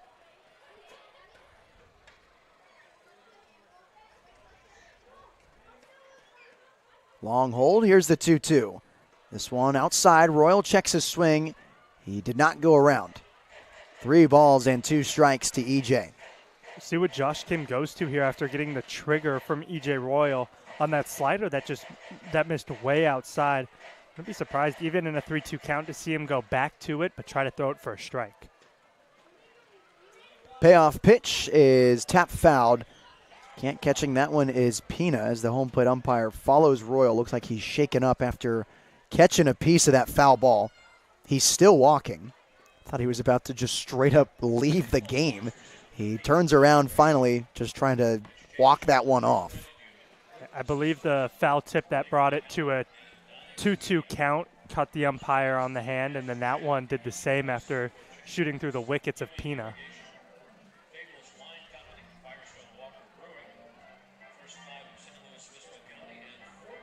Josh Kim, tonight's relief pitcher for the Legends, is an interesting guy. More on that in a sec as the payoff comes home and Royals shoots this one to right field, falling fast, and there's a base hit. Loop single for Royal as he's thinking about 2. The right fielder Felch can't glove it. He slides in head first. A double for EJ Royal, a hustle double at that, and a runner in scoring position for San Luis Obispo. Hustle double indeed. That ball not hit all that hard, was just able to find some outfield grass. 68 miles an hour with 42-degree launch angle, which means that was just a pretty routine pop-up if it was at anywhere other than where he placed it. Yeah, that was a difficult ball to grab if you're the right fielder, Felch. It was a right-handed swing. It was leaking towards the right field line and just not enough for Felch to get there. As Hicksonbaugh hits this one off the hands straight back for strike 1. Some of Josh Kim's hobbies include golfing, okay, skydiving. I mean, can't do it that often. Yeah. And bullfighting. What? You heard me. Bullfighting. All right, Josh. Double take at second base. He comes home. Fastball missing up and outside to Hicksonbaugh. Now, I was born and raised near where Cal State San Marcos is. And based on my knowledge in the area, he is not exposed to a lot of bullfighting. I can't think of any places where they will have bullfighting. As Hicksonbaugh hits it on the ground right side, it's a chopper to Uji Moore. He plays it on the tough hop, throws it over to first in time. The first baseman, Treese, I think thought for a second that was out number 3. It's out number 2 as EJ Royal advances to third base. You know, playing college baseball as well, you kind of just run into guys like Josh Kim. Because I'm questioning the legitimacy of his bullfighting hobby. Yeah, I mean, he could be lying, but I'm gonna give him the benefit of the doubt and say that it's the truth. And you know, I will too. He's just an avid bullfighter. First pitch to Sam Ardois, misses outside. Ardois 0 for 1 in the day, a sac fly in the first inning and a strikeout swinging. From Pasadena, California, Studio City to be precise. I don't know what they do up in that part of LA. I don't think it's bullfighting. Slider misses outside, 2-0 to Sam Ardois. Sounds like quite the day to me. You got a 6:50 tee time. You play 18 holes, and then you go skydiving, and then in the afternoon you just go bullfighting. There you go. 2-0 is taken for a strike. You could, or what you could do, you could skydive to start the day. Okay. And land at hole number 1 for your tee time. Now you're cutting it down. Now you're talking. Now you have more time for bullfighting. 2-1 hit in the air and out of play off to the right. 2-1 to Sam Ardois. I've never bull fought before. You haven't? No. Oh. So, gotta try it. I wonder how tiring it is after a day of skydiving and golfing, how much you can do. 2-2, almost hits the jersey of Ardois. It misses. Full count now to Sammy. Tiring and also the adrenaline. That's a lot of adrenaline. The contrast there, too, of golf and then skydiving / bull riding. Payoff pitch, hit on the ground right side. Ujimori gobbles it up, shuffles over to first. Long stretch for Treese. He makes the play. Might have lost a pair of pants in the process, but the side is retired. No runs on a hit, no errors, 1 runner left on base for the Blues. We head into the 6th inning, 2-1 San Luis Obispo. For Ryan Giacomini, I'm Nate Mills on the SLO Blues Streaming Network.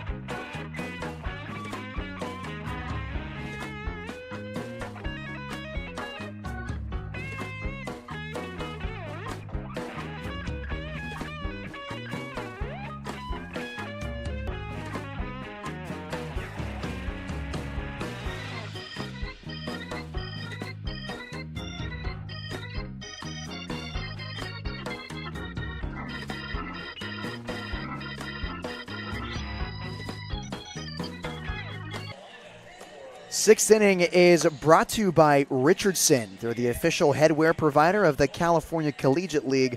Go to richardsonsports.com to view the latest baseball performance and lifestyle headwear. Richardson, quality in every stitch. So Dean Traynor with a 2-1 lead in the 6th inning will go to his bullpen for the first time today. Bradley Waite's day has come to a close. 5 innings of work, 4 hits, 1 run it was earned, no walks, and 3 strikeouts is the final line for Waite. He gives way to Sean Cannon, who was ejected last game against the Santa Barbara Foresters for throwing a little too high and tight to one of the batters. He makes his second appearance of the summer. In 1 innings pitch, he allowed 2 earned runs, 2 strikeouts to his 1 walk, and he gets a swing and a miss out of the leadoff man, Hayden Young Goldberg here, an 0-2 count. John Cannon's coming out firing 2 fastballs at 88 and 89 miles an hour, respectively. The St. Mary's Gale commit about to enter his first year of college baseball this fall. From the windup, here's the 0-2. Fastball hit right back up the middle, a base hit. Hard off the bat of the leadoff man, Young Goldberg. That's his second knock of the day, and the leadoff man is aboard in the 6th. And with Bradley Waite throwing 5 innings and not giving up a walk, Blues pitching has not given up a walk in 14 consecutive innings. Don't look now. Don't look now. They're really starting to figure out the strike zone after a nice outing from Jackson Howell, and it combined with Eddie Tierney yesterday. Keeping the trend alive as J.P. Avila steps up for the 3rd time today.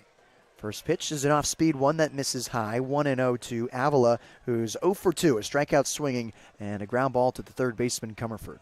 We can go a little further back than that, actually, because on Saturday, Alec Nairn threw 4 walkless innings, so 18 consecutive innings with 0 walks for the SLO Blues. Wow. That's good to play. 1-0. Avila is late on that fastball as he hits it up and out of the stadium on the right side. 1 ball and 1 strike. Tying run is on base. Hayden Young Goldberg after leading off this inning with a single. Sean Cannon from the stretch comes set. Short lead at first base for Young Goldberg.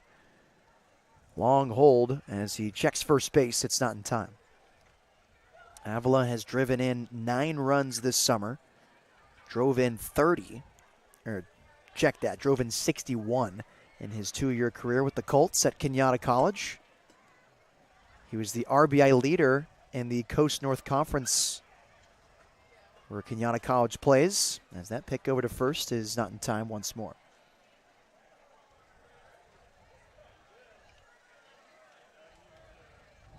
Sean Cannon with his open approach from the stretch.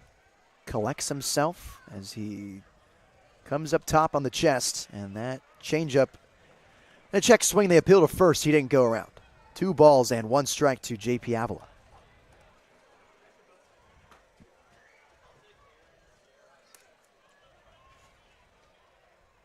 Menlo Park Legends trail by 1 to the SLO Blues. Sean Cannon in his first inning of work. Here's the 2-1. Fastball outside corner for strike 2. Couple arms getting hot in the Menlo Park bullpen. 2 right-handed pitchers.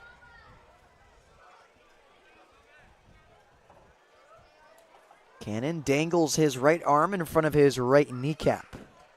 Left side of the infield battling the sun as the runner goes towards second. Here's the throw from Button. It's short. Hits Constantine off the face. Hopefully he's okay.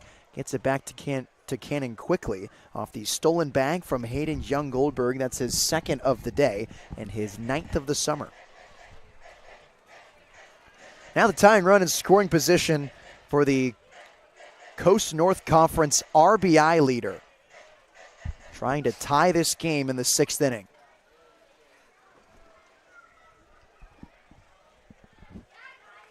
Cannon checks second base. Leaning to his right is Constantine. He bails as the payoff pitch comes home, and it hits Avila on the right rib. Go-ahead run is now aboard on the 2nd hit by pitch given up by Blues pitching today. And although you would have liked to get the out there, obviously walking or hitting the batter, I should say, isn't all that bad. You now have the double play in play with how our defense has been playing in the last couple of days. A double play. is very possible here for the Blues. Meeting at the mound, the entire infield converging, Dean trainerless, as they prepared for Tyler Pina, who launched a home run down the right field line in the fourth. Pina is 1 for 2 today, a strikeout swing in the first as well. One of the 4 left-handed hitters in tonight's lineup for the Legends. One of them a switch hitter. So now the meeting disperses at the mound. And now it's all Sean Cannon and Tyler Pina. Pina didn't play last time against the Blues. He gets the start today, the second team All-RMAC catcher. The conference that the Colorado School of Mines Ore Diggers play in. He was also first team All-Academic this past season, as Ardois wants a few more words with the pitcher Cannon. Now the catcher Button joins in on the conversation. Rest of the infield standing with their hand on their hip. And for Pina, a dramatic improvement compared to last season, or his freshman season, where he only made 2 starts for School of Mines, a 238 average, 238 slugging, no extra base hits, and a 261 on base. Now a 689 slugger for the Ore Diggers in his 344 batting average. Drastic growth spurt for the catcher from Morgan Hill, California. First pitch to him, misses low from Sean Cannon, who hops and spins around the mound. 1 ball and no strikes to Pina. In his short stint with the Legends so far, this is only his 3rd game with them. Not the same success as his past season at School of Mines. Just 1 hit in his 7 at-bats, although it was a double. He's paired that with 4 strikeouts and 2 walks as he fouls this one off to the left. 1 ball and 1 strike to Pina. Late ad for Menlo Park. Looking for some extra power in this lineup. They could certainly use it as they try to snap a double-digit losing streak. Right side of the infield wide open as Zach Tarman hugs the first base line. Gavin Constantine inching towards second base, and Sean Cannon comes off the mound. Outfield all at regular depth. Cooper Whitten left trying to fight off the sun. 1-1. Chasing off that off speed in the dirt is Tyler Pina for strike 2. Beautiful changeup there from Sean Cannon to get the half swing from Pina. He's just working the outer edge of the zone to a guy who showed off his powers last time up. Runners on first and second. The go-ahead run is at first base, tying run at second. Here's the 1-2 pitch from Sean Cannon, who looks at second twice. This one is missing downstairs, 2 balls and 2 strikes to Pina. Long at-bats today from both sides. A couple of slow-working pitchers and hitters that are getting deep into counts.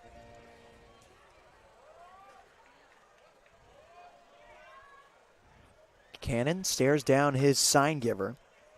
Now a long look at second base. Creeping off is young Goldberg as this one misses low. Full count now to Tyler Pina.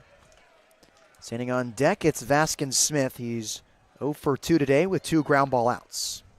Although Pina hit a home run his last time up, last thing you want to do is walk the tying run to third base with no outs and the leading run into scoring position. Best pitch from Sean Cannon coming up here in the 3-2 count.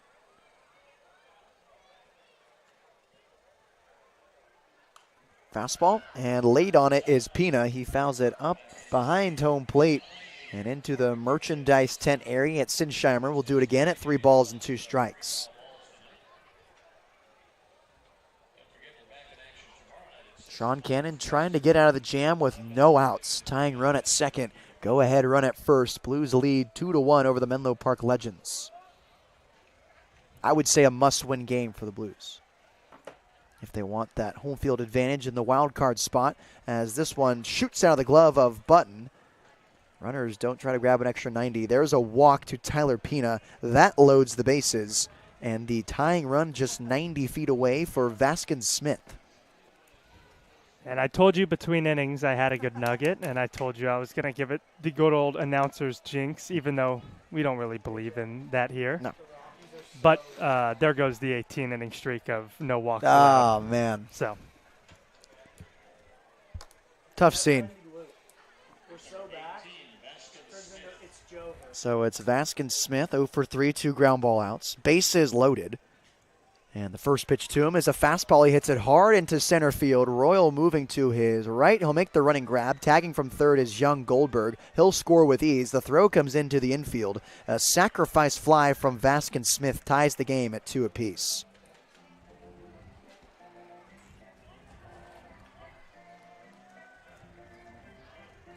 Hit well out to center field. There's nothing E.J. Royal could do. Had to make the catch on the run. Otherwise, it was going to find some real estate and go down for extra bases.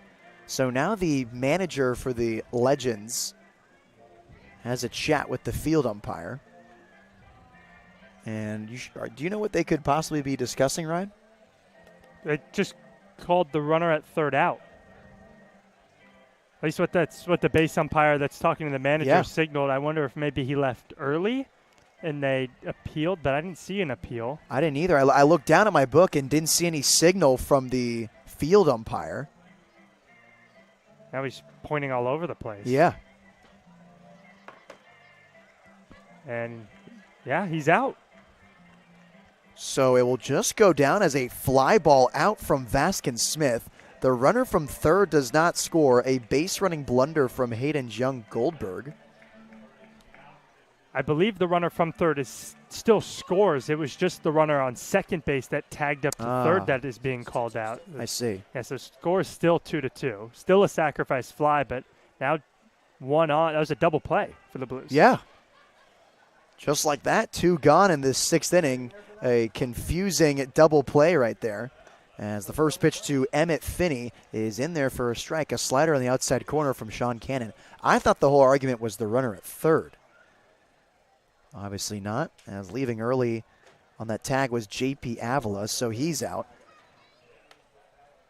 2 gone and a runner at first. It's the go-ahead runner for the Legends. There's a check over to the bag. It's not in time. Emmett Finney, the third baseman, is 0 for 1 today. A pop out to the second baseman, Constantine. And he was hit by a pitch in the second, was picked off first there. 0-1 is an off speed that misses high. 1 ball and 1 strike. Finney bringing his .244 average into today's game. 10 hits and 41 at bats. 3 extra base hits, 2 home runs, and a double.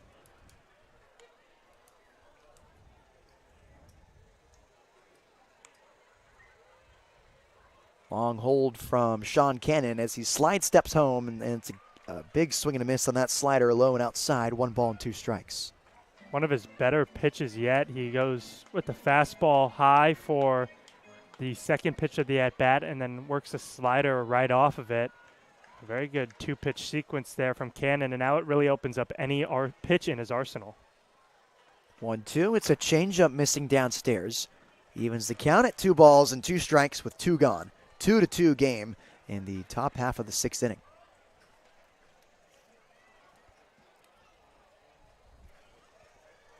Looks like Matthew Gonzalez starting to stretch in the Blues bullpen. As the 2-2 comes home, it's a slider missing low and outside. Good idea from Sean Cannon, but he doesn't get the trigger from Finney. Fills it up at 3 balls and 2 strikes. And a little early, I feel, to be thinking about putting in Matthew Gonzalez, because if you're Dean Trainer, you need pitching for tomorrow as well. Blues very, very limited on arms, especially coming out of the bullpen.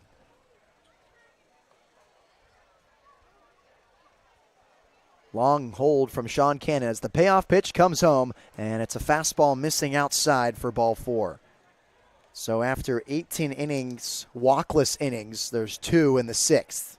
And the go-ahead run advances to second base.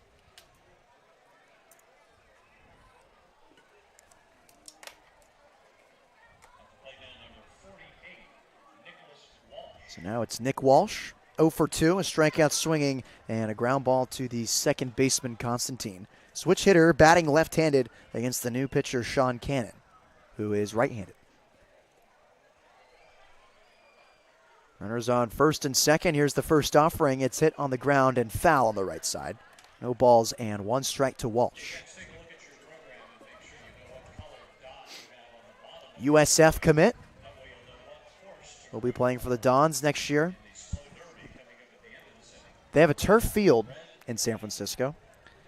It's made from coconut husks. You ever heard of that? No. Did my official visit there, and it was the first thing they pointed out when we got to the diamond.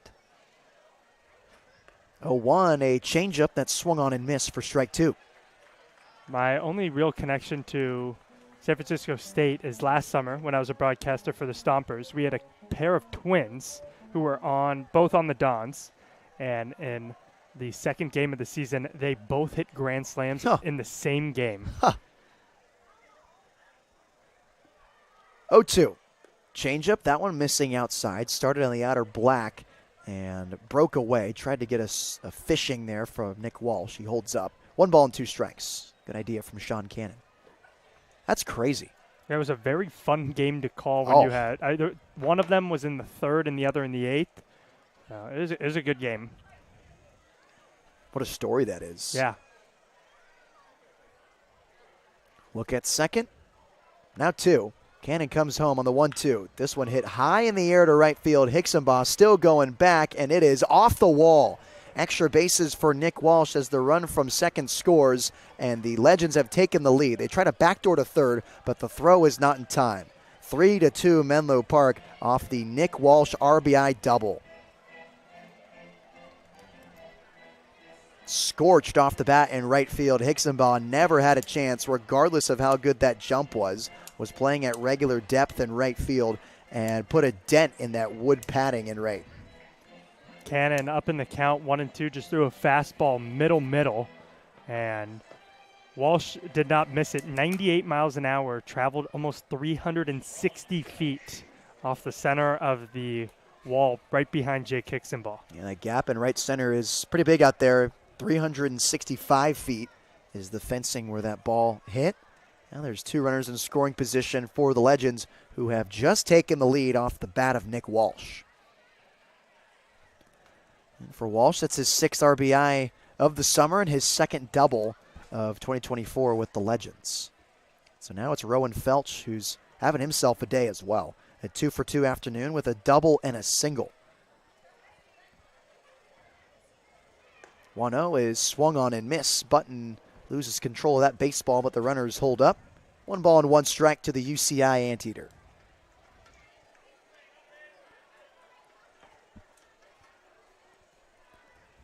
I believe you read a story, Ryan, about how Scottsdale Community College got the Fighting Artichokes. How it was a bit of a protest, how they got their name. It went to a vote with the school. Yeah. What was their original name with the Scottsdale Community College? I'm trying to change it from something. I don't know. Regardless, Rowan Felch goes to UCI, and that's how the Anteaters got their name. A mini protest, if you will, and it's just kind of stuck ever since. One of the more unique nicknames in college sports.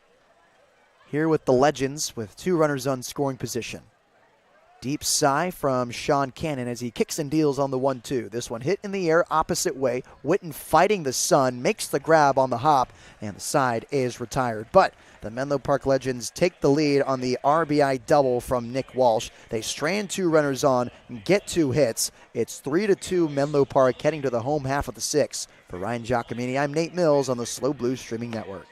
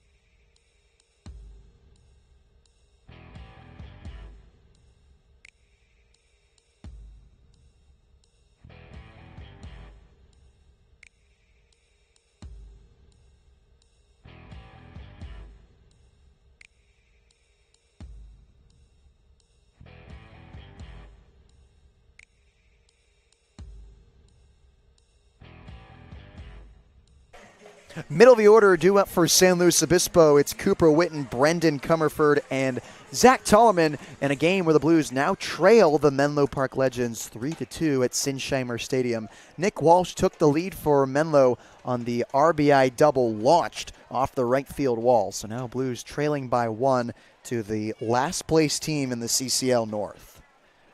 It's Witten digging in for the leadoff man, the 6th inning. 1 for 2 on the day.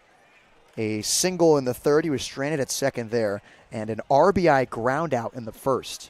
Had an RBI ground out in the 1st in last game as well, and it was to the shortstop. 2-0. Witten leaves that off speed on the inside corner for strike 1. Not the pitch he was looking for in the hitter's count. But he's swinging a new bat now. Looks like Parker Goff's bomb bat with the red, white, and blue grip tape and the black barrel, if I were to guess. 2-1. He's laid on it, off the hands, and into the netting above the Blues dugout. 2 balls and 2 strikes. I think he does lead the team in broken bats with 3. That sounds right. The only other person I could think of is maybe Gavin. I think he has 2. 2? Yeah, that's what I was thinking as well. A lot of firewood for Oceano Knights as Witten holds up his swing on the nice-looking changeup that just misses downstairs. Full count now to the UW Husky. A great take there from Witten. According to our technology up here, that one just barely missed, not by much or if at all. Payoff pitch. Fastball hit off the end of the bat. Diving to his right is the pitcher, Kim. Throws it over to first, and it gets away. Rolls into foul ground in the outfield, and Cooper Witten trots into second base. An error from the pitcher, Joshua Kim, and the tying run in scoring position for San Luis Obispo. A very crucial 2-bag error to the leadoff Cooper Witten, who stands at second as the tying run and has a ton of speed out there. So it's now Brendan Comerford looking to tie this game up. He's having some trouble seeing it today with his 2 strikeouts. Chasing at fastballs up in the zone and sliders away. But he's looking to correct that here with the tying run at second. Comerford represents the go-ahead run at the plate. And as we know, certainly has the power to take the lead. We teased with him earlier in the season, calling him warning track power. And I felt like I was qualified enough to say that because they called me that in my junior college. Not one of my proudest moments there, but takes one to know one, I guess. As he bounds this one on the left side, the shortstop picks it. Walsh throws it over to first, and foul ground is Therese fielding it. Huge chopper from Brendan Comerford, and a great play by the Legends infield for the first out of the inning.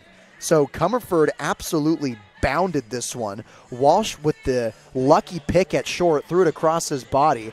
It was in foul territory. Therese had his right foot on the bag and gloved it in front of the first base coach, Mason Aaron.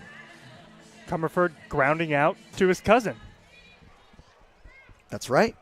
We were looking at the YouTube chat, and we were gifted with a nugget. Always love when that happens. From Carolyn Comerford, notifying us that Brendan and Nick Walsh are actually cousins, so a family reunion at Sinsheimer Stadium. 1-0, Tollerman chops this one up the middle. Walsh to his right, throws across his body. It's way offline, but keeping it in play is Therese. So an E6 from Nick Walsh, and Zach Tollerman is aboard, representing the go-ahead run for the Blues. 2 errors in this inning.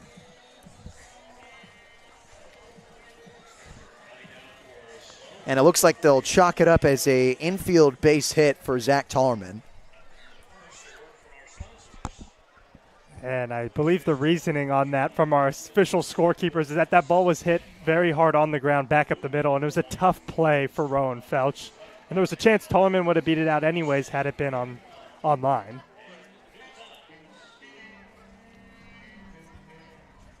So now a meeting at the mound. The manager for the Menlo Park Legends trying to devise a plan against Nico Button, who's 0 for 3 today. A broken bat grounded to first.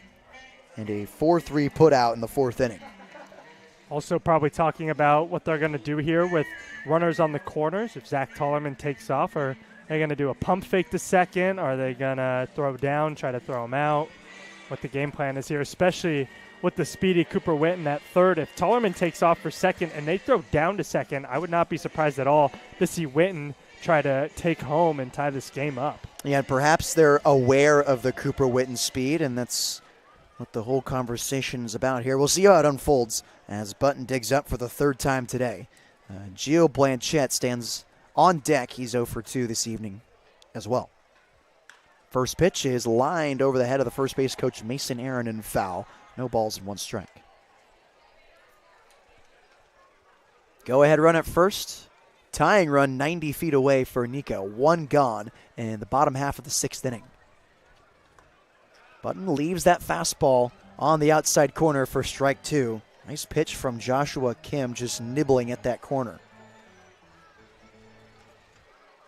Widening his stance and opening it up is Nico Button.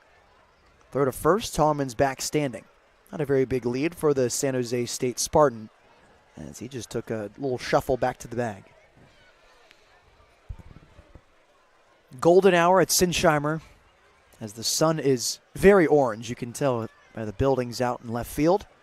As the 0-2 misses inside, Nico Button rolls with it. 1 ball and 2 strikes.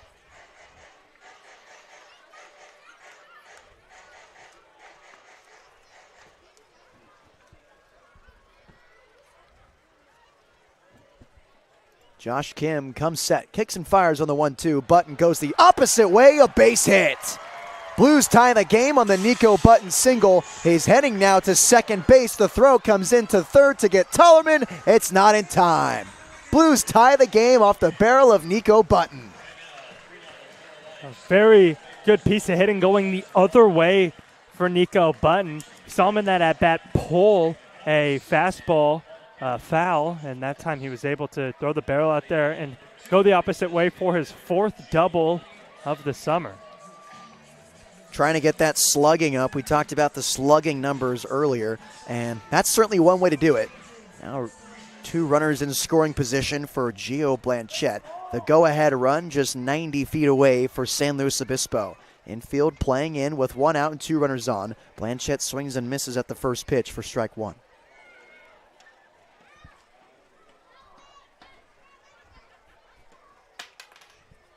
Button stands at second base after his RBI double. Tollerman creeping off third. He's the go-ahead run. 0-1 is in there for a strike, and falling down in the count 0-2 is Gio Blanchette, who has struck out swinging today already. Gavin Constantine on deck. 0 for 2 day for him as well. Blanchette taps this one. Next to home plate, stays alive with 2 strikes. Gio this summer has 7 runs batted in on his 10 hits. Trying to collect at least number 8 here in the RBI category. 0-2, fastball just missing outside. Good lead from Blanchette. 1-2.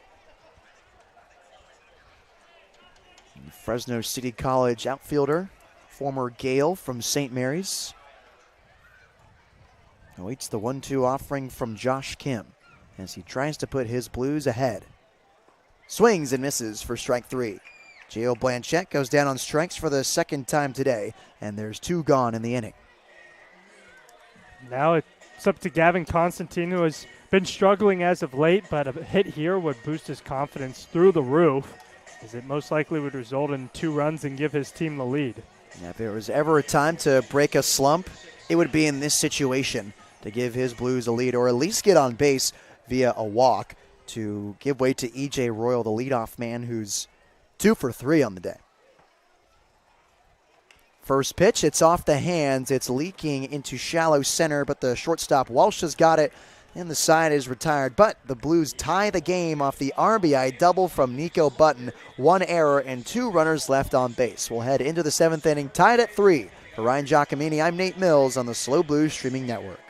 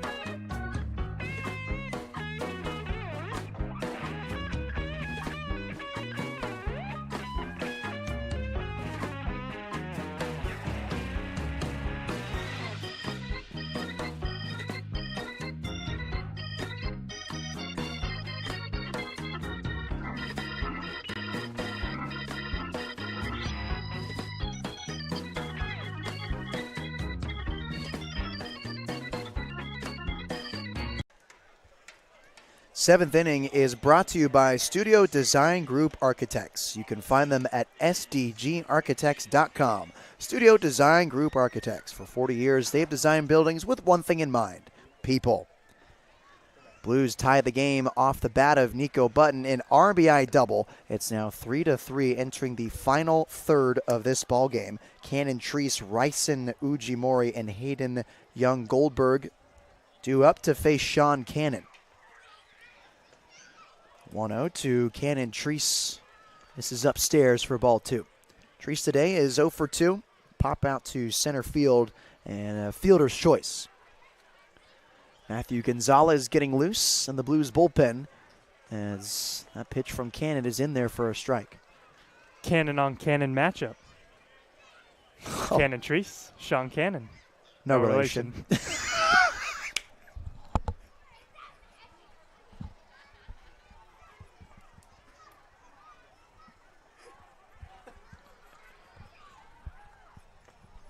2-1, it's swung on and miss. Treese falls to one knee.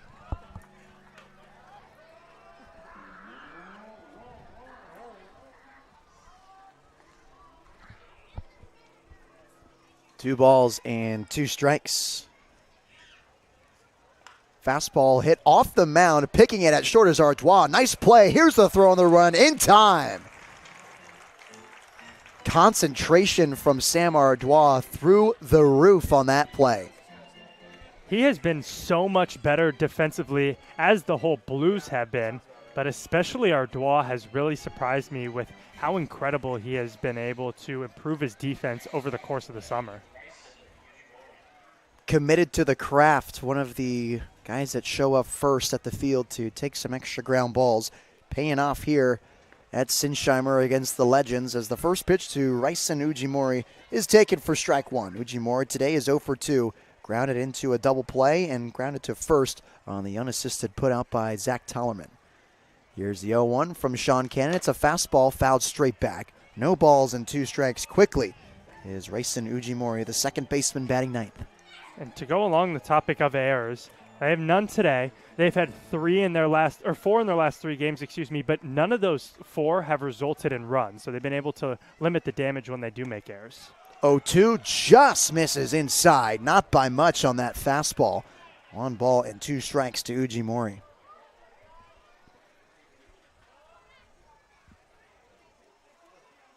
From the windup, here's the 1-2. Fastball this time missing way outside. Picking up the tempo is the St. Mary's commit, Sean Cannon, for ball 2.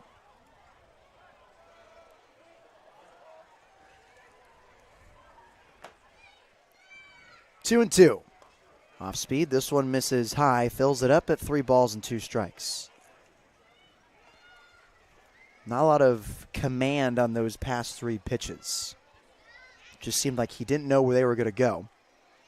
Trying to tighten up here on the payoff pitch. Fastball almost hits him. It misses inside. A walk to Ujimori with 1 out in the 7th.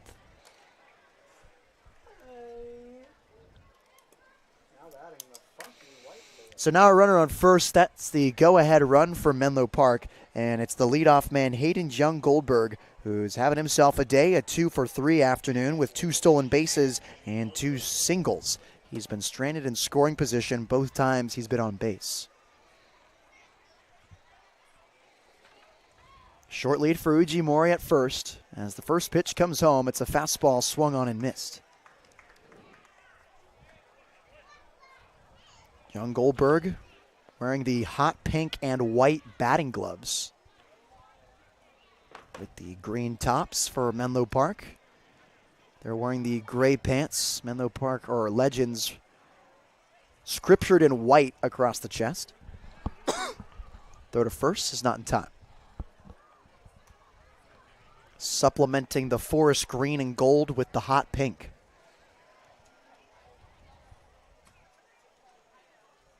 Middle infield playing deep at double play depth with 1 out, anticipating a double play of any sort as that fastball misses inside to Young Goldberg.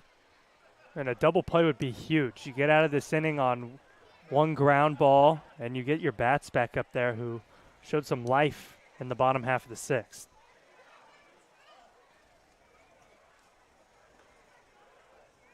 Cannon kicks and deals on the 1-1. This one missing high and outside, 2 balls and 1 strike.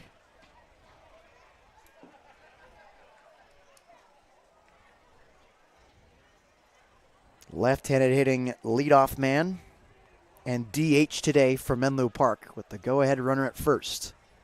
And a 2-1 count against Sean Cannon. Here it comes. In on the hands, and he fouls it right next to Nico Button. He wants a new baseball. 2 balls and 2 strikes. He's Santa Clara commit from Palo Alto, California. Not even leaving home to play college baseball. Matthew Gonzalez has slowed down his workload in the bullpen, as has the right-hander for Menlo Park in their bullpen. 2-2 from Sean Cannon. Couple nods and a big sigh. Now comes home. Fastball missing inside, 3-2. Cannon seeming to have trouble putting away the past 2 hitters he's seen. Once he gets in that 2-strike count, he almost overthinks throwing the fastball.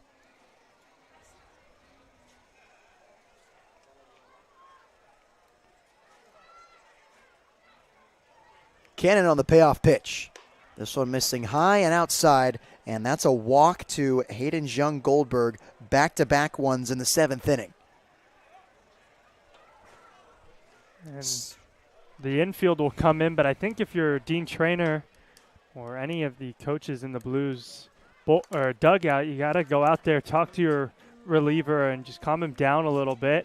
Make sure he knows that the defense behind him has been playing exceptionally well as of late, and to just let them do the work and find the zone. So it looks like it'll be a pinch hitter for J.P. Avila. Evan Bilter from Colorado School of Mines steps in for Avila, who finishes his day 0 for 2, a strikeout swinging, and a hit by pitch in the 6th. So now Dean Trainer will continue the visit at the mound, and it looks like Cannon's day will come to a close. Matthew Gonzalez will replace Sean Cannon. We'll tell you more after the break. For Ryan Giacomini, I'm Nate Mills. Blues tied at 3 with the Legends, and the tying run and scoring position on the Slow Blues Streaming Network.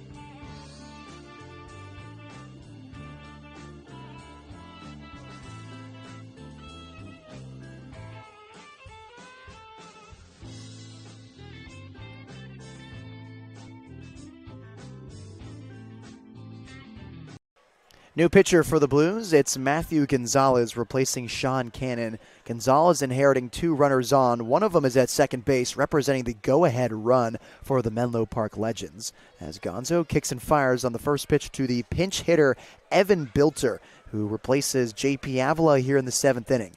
Bilter this summer batting a .301 average, 25 hits in his 83 at-bats. He's making his 30th appearance as a Legend here at Sinsheimer. 1-0 from Matthew Gonzalez, misses inside, almost hit Evan. Probably should have just let him, but he rolls out of the way, 2 balls and no strikes. Bilter has strung together 11 runs batted in on his 25 hits this summer. 3 of them for extra bases, they're all doubles. 2-0 is fouled up and out of play on the right side, 2 balls and 1 strike. And then the new pitcher, Gonzo, Matthew Gonzalez. This is his 6th appearance. In his previous 5, he holds a 2-0 record. In his 9 innings pitched, he holds a 8 ERA, 18 strikeouts to 6 walks. He also has a save. 2-1. Slider waved at for strike 2. Long swing from Evan Bilter. He has to walk out of the batter's box to regroup himself. Standing on deck, it's Tyler Pina, wearing the shin guards, the catcher shin guards. 2-2. Slider off the hands, fouls it up and over the netting on the right side. We'll do it again at 2 balls and 2 strikes. And those numbers from Gonzalez, I feel like just don't really represent him because the slider has been so good and the changeup have been so good for him this summer. Just doesn't really make sense that those are the numbers. It's the 2-1-1 whip, I think, that's kind of hurting him. 2-2. He's early on that and squibs it in front of the Blues dugout. We'll do it again at 2-2. 13 hits in 9 innings as well as 6 walks is not ideal. The batters he's facing are just finding grass and getting on base against him. If he can find a way to get that whip number down, he'll be very good for this later part of the season. 2-2. He checks his swing. He went around for strike 3. Matthew Gonzalez comes out of the bullpen and gets a strikeout for the 2nd out of the 7th inning. But that is something we know Gonzo can do. He leads the team in strikeouts per 9 innings. 18, or call it 19 now in his 9 2/3. So he does know how to throw strikes. Like I said, if he can get that whip number down, he will be very dominant. And the exact reason why I think those other numbers we talked about earlier don't feel real because of that strikeout per 9 rate.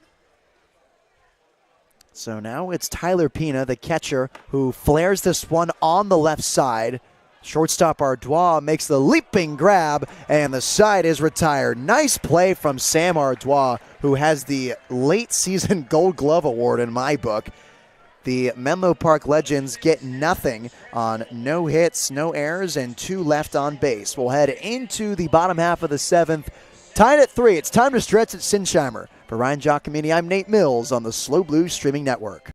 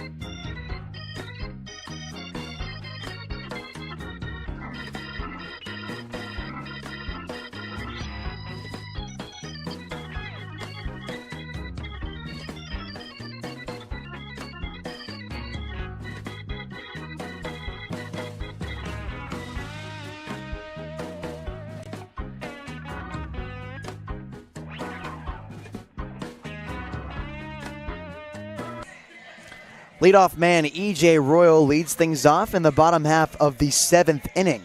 After that, it's Hicksonbaugh and Sam Ardois trying to take the lead over the struggling Menlo Park Legends. First pitch is a slider, bounced the opposite way, and it falls into the outfield for a base hit.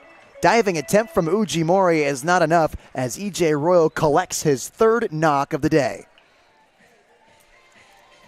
E.J. Royal been all over the ball, reached base safely all 4 times, and stands on first. He's been the spark plug for this Blues offense. They were able to score last inning without him coming to the plate, but in a tie game or in the latter third of this ball game, we want to get the lead right here in the 7th inning. Hicksonbaugh shows bunt. He pops it up, and it's an easy play for Pina.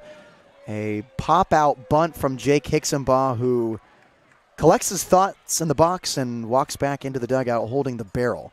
So 1 out now for Sam Ardois. Ardois is 0 for 2 today, including a sac fly in the first. Looking for his first hit of the day, the shortstop from Lake Charles, Louisiana, who has caught fire in all aspects of his game in the final few weeks of the season. Tonight, putting on a defensive clinic, trying to match that with his offense as the first pitch is a slider taken for strike 1.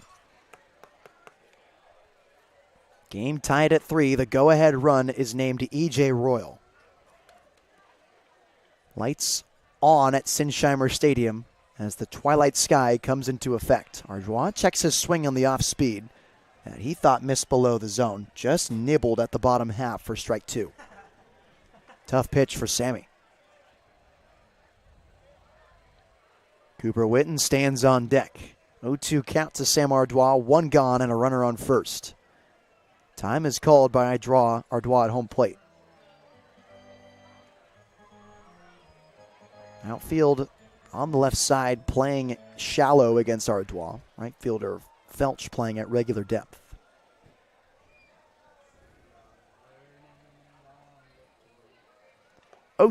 Good lead from Ardois as Pina slid to his right to stop that off speed from getting to the backstop. 1 ball and 2 strikes. So defensive changes as well. JP Avila is out of this game, and now it's Evan Bilter in left field. 1-2, Ardois hits it off the hands and in foul ground on the right side. Good 2-strike swing there from Ardois. Got the inside fastball, tried to inside out it down the right field line. Was able to fight it into foul ground and stay alive, see another pitch. Royal with an average lead at first base, and Ardois fighting with 2 strikes against Josh Kim. Slider is weakly hit on the ground left side. Shortstop Walsh has got it, flips over to second for 1, and a hard 90 from Ardois as he beats out the throw from Ujimori. He reaches on a fielder's choice as they retire the lead runner at second.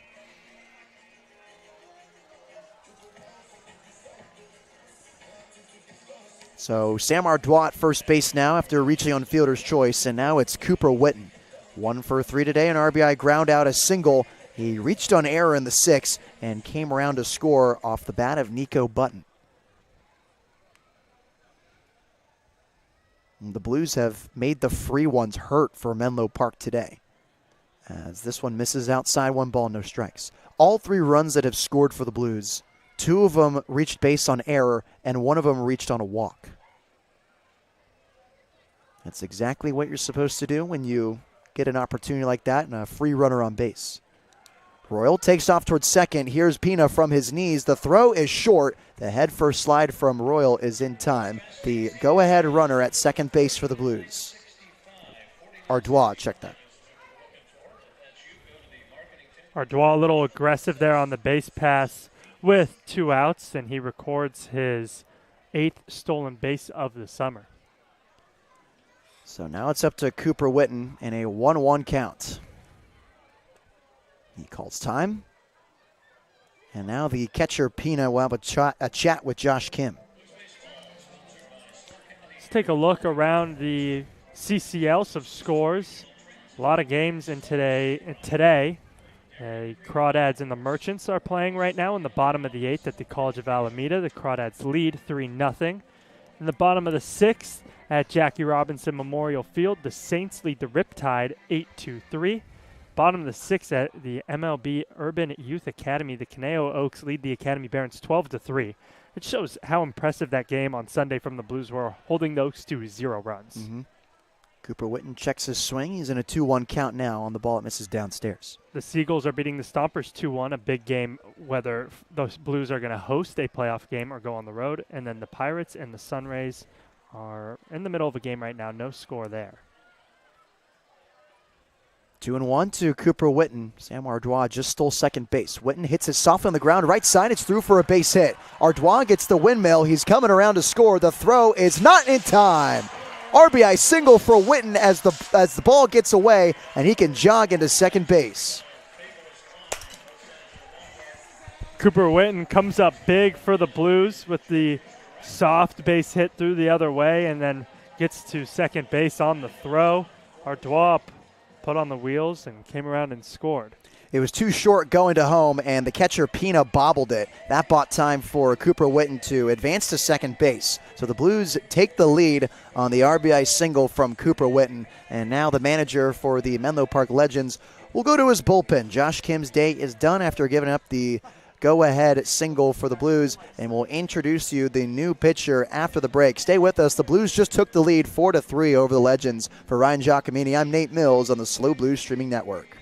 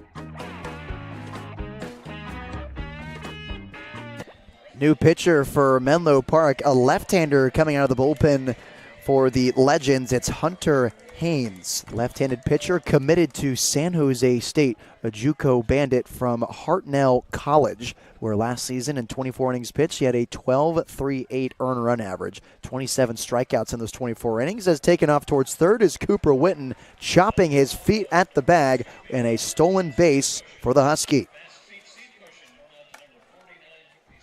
Originally from Carmel, California, the 6'4", 225-pound lefty has a 7.71 ERA in 4 2/3 innings pitched. 1-0 misses high and outside to Comerford, now 2-0 to the third baseman. Started in 6 games this past season at Hartnell College. As the 2-0 comes home. Fastball swung on and missed. Brandon Comerford chased that one up at his eyes. 2 balls and 1 strike. Comerford is having a tough time this summer laying off the chocolate mousse. That, of course, is the fastball up above the zone. It just looks so good, but it's really bad for you. 2-1. Fastball, he chases this one outside of the zone. Count now even at 2 balls and 2 strikes. That high fastball is kind of like the sweet treats that the Royal family brought us the other day. Oh, it really is. So good, but so bad. Ryan and I were macking on those fruit gummies, not just between innings, but during the game as well. They're bad. Irresistible. 2-2, and that almost hits Brendan. He buckles his knees to avoid that one. Count now full at 3 balls and 2 strikes.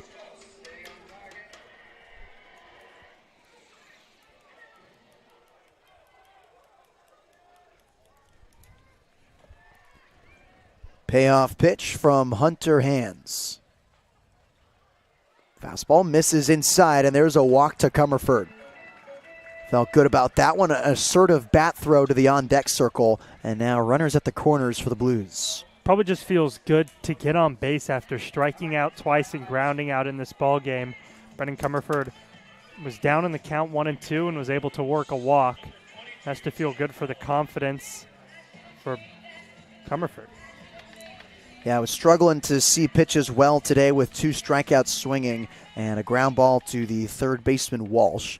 He finally reaches base here with a walk, and now it's Zach Tellerman who has reached base safely in 2 of his playoff appearances. As he bounds this one on the left side, Walsh gets it with 2 hands, flips it over to second for the force out, and the side is retired. The Blues take the lead off 2 hits, no errors, and 2 runners left on base. It's 4-3 San Luis Obispo heading into the 8th inning. For Ryan Giacomini, I'm Nate Mills on the SLO Blues Streaming Network.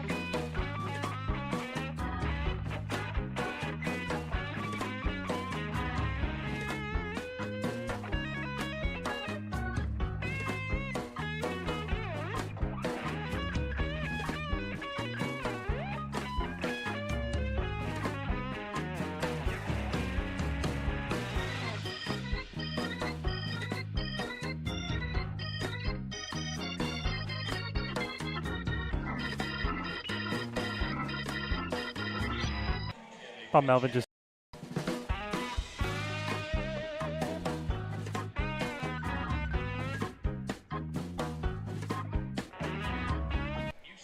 pinch hitter for the Menlo Park Legends as we enter the 8th inning. The Blues have the lead over Menlo Park, a 4-3 advantage for San Luis Obispo, as this inning is brought to you by Plan Perfect Retirement. Be sure to contact Sherry Tollerman at planperfectretirement.com. Plan Perfect Corporate Retirement Plan Specialist.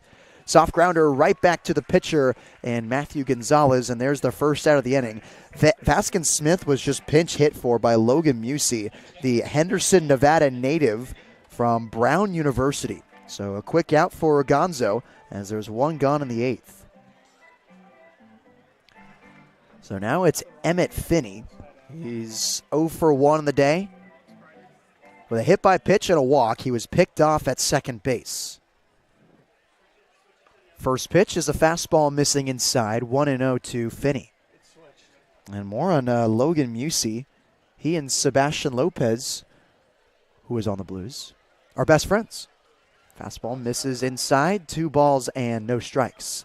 Talked to Sebastian Lopez before the game in the press box. He spent some time to hang out with the broadcasters as the 2-0 is in there for a strike. And he mentioned that Logan Musey and Lopez used to be rivals for no reason. And after a summer together playing for Team SoCal, the travel ball organization, they were forced to room together on a bunch of tournaments. And ever since that, they became close friends, and actually very close friends, best friends. So they had a little reunion before the game today. Said hello to each other. A lot of reunions today. Family affair with Nick Walsh and Brendan Comerford, and now a friendly affair here with Logan Musey and Sebastian Lopez. As he gets hit here, and going over the first now is Emmett Finney.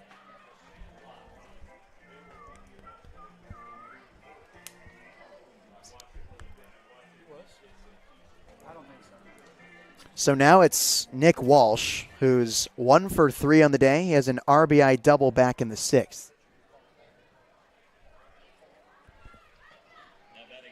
That was the second walk of the day issued to Emmett Finney. He's reached base on the free ones 3 times in his 4 plate appearances, as the first pitch to Walsh is taken for a strike.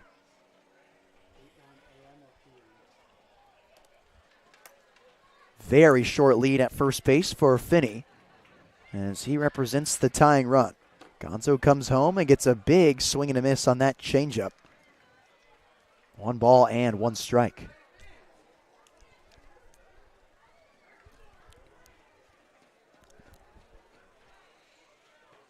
One and one. Swung on and miss. Another off-speed pitch from Matthew Gonzalez, and going down swinging is Nick Walsh for the second out of the inning. Matthew Gonzalez figuring out the tunneling of all those pitches. It's working here with the changeup and the slider. And he put Nick Walsh in the blender there. So now 2 gone for Rowan Felch, who is hitting the ball pretty well today. A double, a single, and a line drive out to left field.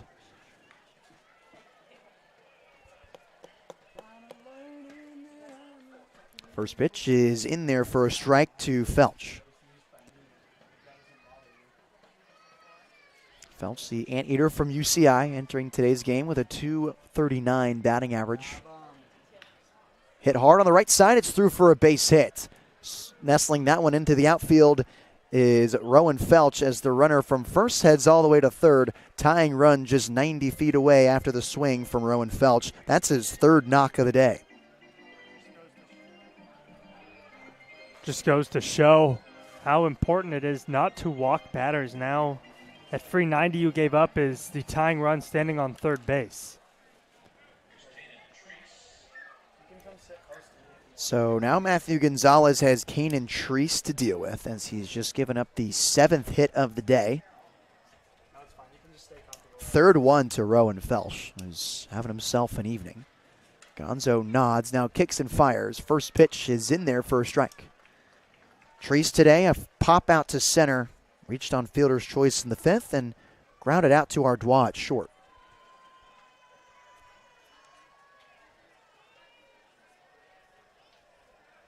Taking off towards second, there will be no throw from Button. He had some trouble collecting the baseball there. So a stolen bag for Rowan Felch, and the go-ahead run is at second base.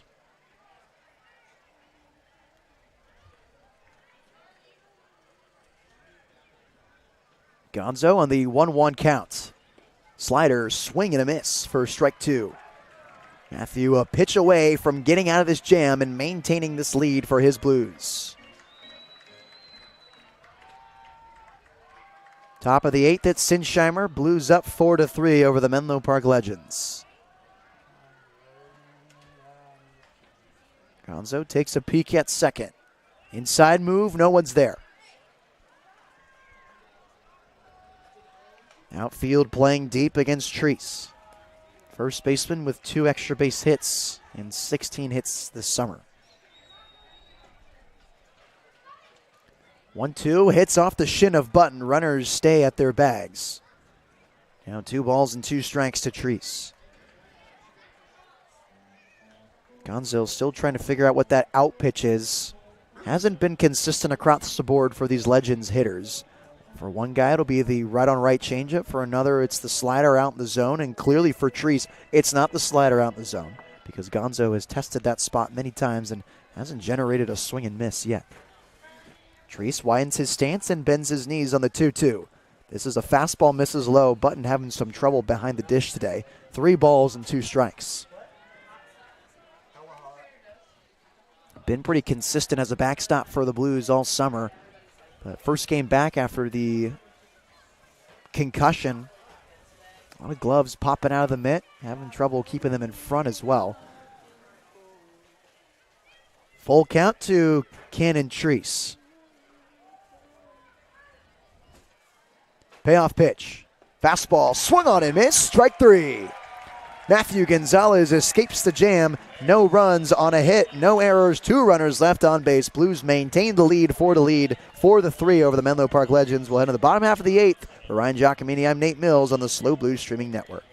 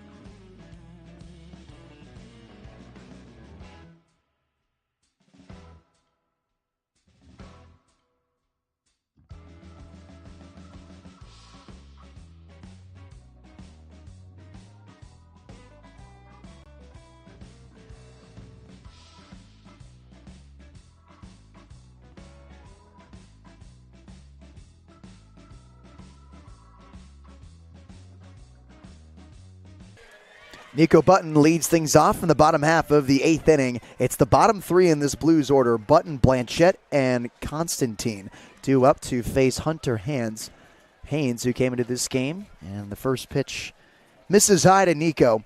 1 ball, no strikes. Button today, an RBI double in the 6th. Unassisted put out from Treese at first, and a ground ball to the second baseman in Uji Mori as this one misses inside. 2-0 to Nico. Blues up over the Menlo Park Legends, 4-3 in the home half of the 8th inning. That one missing high, 3 straight balls to Nico Button, the left-handed hitting catcher from Cal Berkeley. entering his final season with the Golden Bears.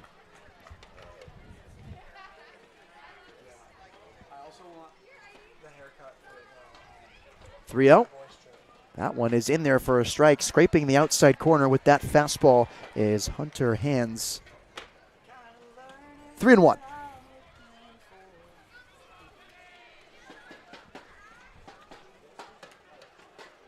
This one missing high and tight, and there's a leadoff walk to Nico Button to get things going in the 8th. Blues trying to feel more comfortable with more than just a one-run lead over a team that has been scuffling for a few weeks now. An extra run would be huge here, especially because the Blues have given up a ton of base runners in the last couple of innings, and the Legends have threatened to score. So a runner on first now, and it's Gio Blanchette who leaves that one high and outside for ball 1. Gio today an 0 for 3 evening, 2 strikeouts swinging, and a pop out to the first baseman, Treese. On deck, it's Gavin Constantine, who is hitless as well. 1-0. Fastball is in there for a strike. Blanchette jolted out of the way. 1 ball and 1 strike to Gio. Outfield playing shallow against the Fresno City College outfielder. Wind has completely died down based on the American flag in center. Here's the 1-1. Here's another fastball, and it's in there for a strike. Hitting the lower half of the zone on that fastball was Hunter Haynes. 1-2 to Blanchette. There is a left-hander getting loose in the Menlo Park bullpen as well. 1-2. Off speed, blooping out of the hand of Hunter as above the zone, 2 balls and 2 strikes. If I could direct your attention to the shortstop, Nick Walsh. His preset before every pitch is unreal. He's been doing it all game. So look at the leverage this guy gets. 2-2. Fastball hits off the foot of Pena. Heading towards second is Button. He's thinking about third, and he'll take off towards the bag. Here comes the throw. It's not in time. A 180-foot stolen bag for Nico Button. And another insurance run 90 feet away for Gio Blanchette as the fans finally hit the boom whackers together. Very heads-up base running from the catcher, Nico Button. He knew that with how deep this backstop is, he's had to deal with it all season, that because that ball got all the way to the netting behind home plate, he had plenty of time to go first to third, and that brings the infield in, which makes Gio Blanchette's job even easier. Trying to put a ball in the air in a 3-2 count as that one's taken for strike 3. Fastball down the middle of the plate, and Blanchette goes down looking for the first out of the 8th inning. 3rd K of the day for Gio Blanchette. Second time he's gone down looking as well. I think somebody just got ejected from the Menlo Park dugout. The home plate umpire signaled to somebody like an ejection, but I'm not too sure. I gotta stop looking at my scorebook. Every time I look down, something happens in a matter of half a second.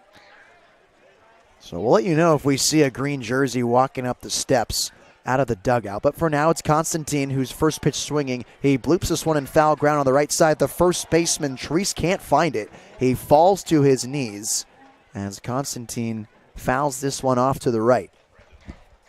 Catches a break there. It was tough for Treese, the first baseman, to get a good angle on it as Twilight Sky comes to a close. The lights are also pretty low at Sinsheimer as well. The ball was hit exactly at their level, so that makes it difficult to see. Nonetheless, Constantine gets another chance as he chokes up on his silver barrel. The 0-1 misses downstairs. Count now even at 1 ball and 1 strike. Runner at third, the infield playing into Gavin Constantine.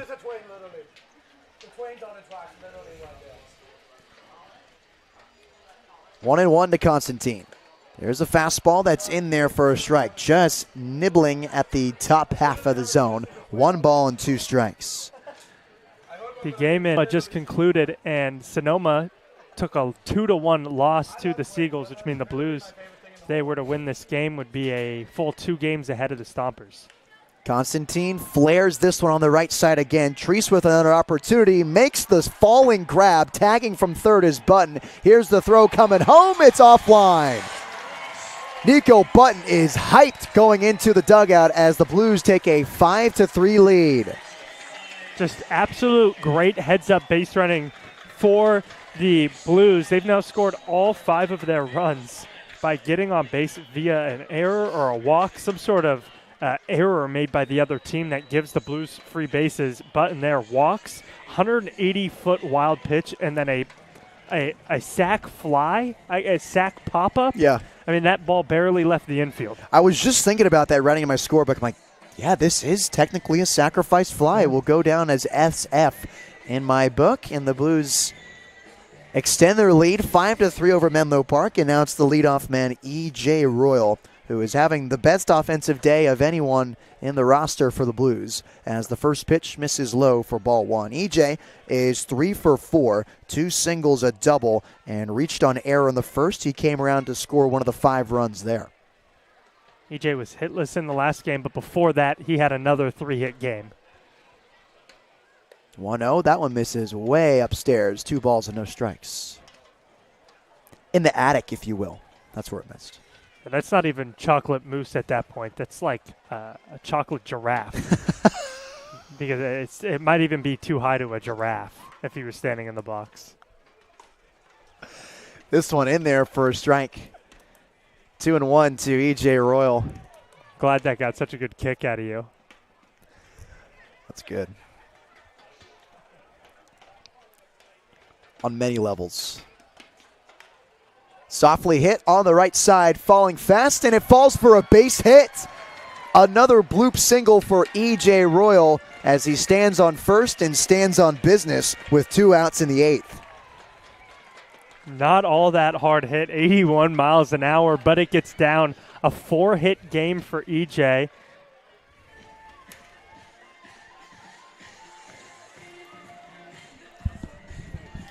Collecting base hits as he does, as he gets one with 2 gone in the 8th. And Jake Hicksenbaugh up now, trying to find his first base hit of the day. The 2-hole hitter batting left-handed. Royal chops his feet at first, as the first pitch is high and tight to Hicksenbaugh for ball 1.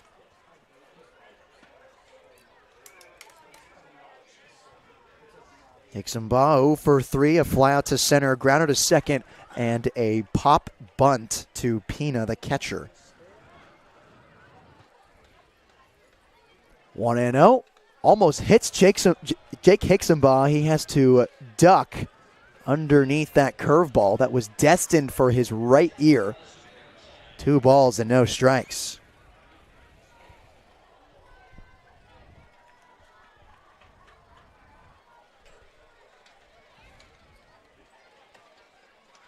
(2-0). Yanked fastball. There's 3 straight balls to Hicksenbaugh. Blues batters have walked 4 times this evening, feeling the Legends 166 that they brought into this game, enough for second place in the CCL. 3-0 is a fastball in the inner half of the zone for strike 1.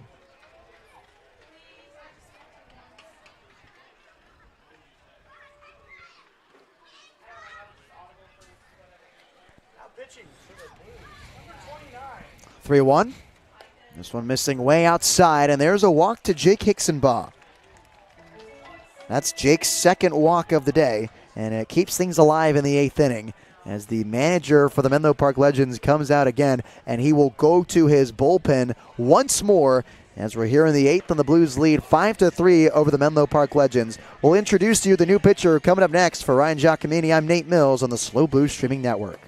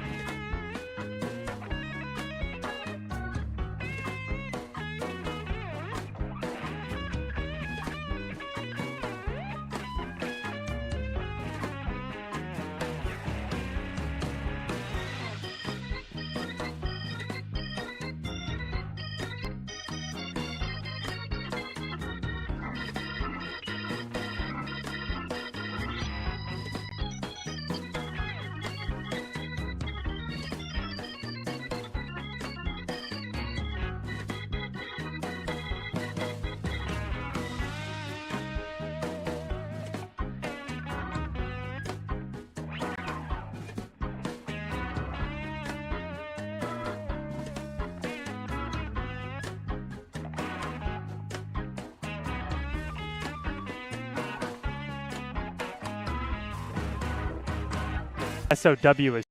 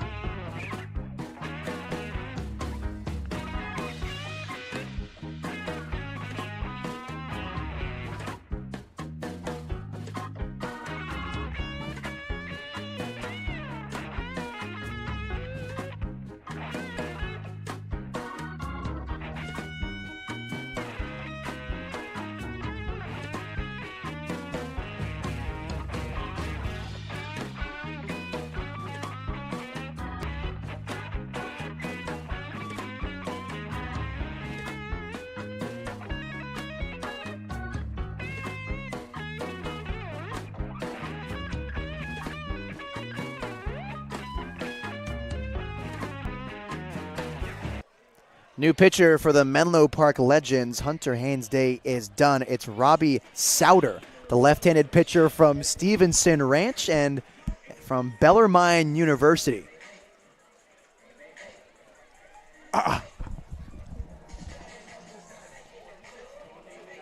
In 9 1/3 innings pitched, 13 strikeouts, 26 walks for an 18.32 earned run average. They'll go to him with runners on first and second. As the lefty peaks at second, now comes home. First pitch to Ardois, missing up and outside, 1 ball, no strikes.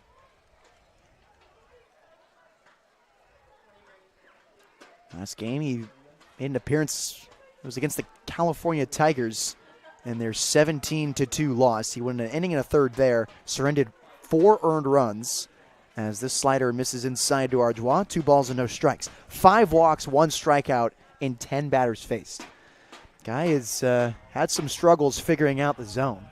His opponent batting average is at a 278, 273, not all that bad, but the opponent on base, 550.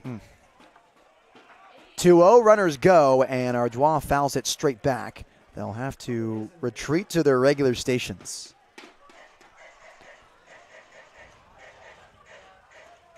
Two and 1 to Sam Ardois, who's hitless today. Sacrificed fly in the first. Reached on fielder's choice in the 7th. Came around to score off the Cooper Witten RBI single. Hit softly on the right side. 5-3 lead for San Luis Obispo in the bottom half of the 8th. Peeking at second base is Souter. He steps off the rubber. No throw there. As we did see an appearance from Gavin Constantine getting loose in the Blues bullpen. Wonder if Dean Traynor will use him or use Matthew Gonzalez for another inning. 2-1 to Ardois. This one missing high, 3 balls and 1 strike.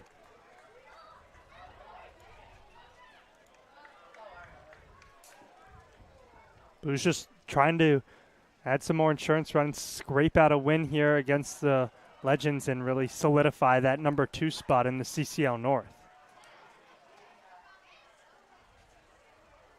Shuffling at second base is E.J. Royal as the runners go, and Ardois chases up that fastball upstairs for strike 2.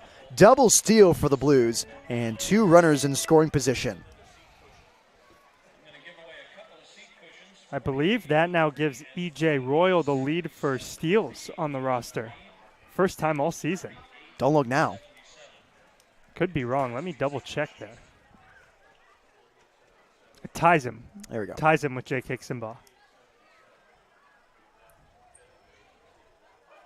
Payoff pitch is swung on and missed for strike 3. Going down on strikes is Sam Ardois. He strands 2 runners on, but the Blues get another run. It's 5-3 San Luis Obispo heading to the top of the 9th inning. They look to shut the door on the Menlo Park Legends, and it will be Matthew Gonzalez out to do so. For Ryan Giacomini, I'm Nate Mills on the SLO Blues Streaming Network.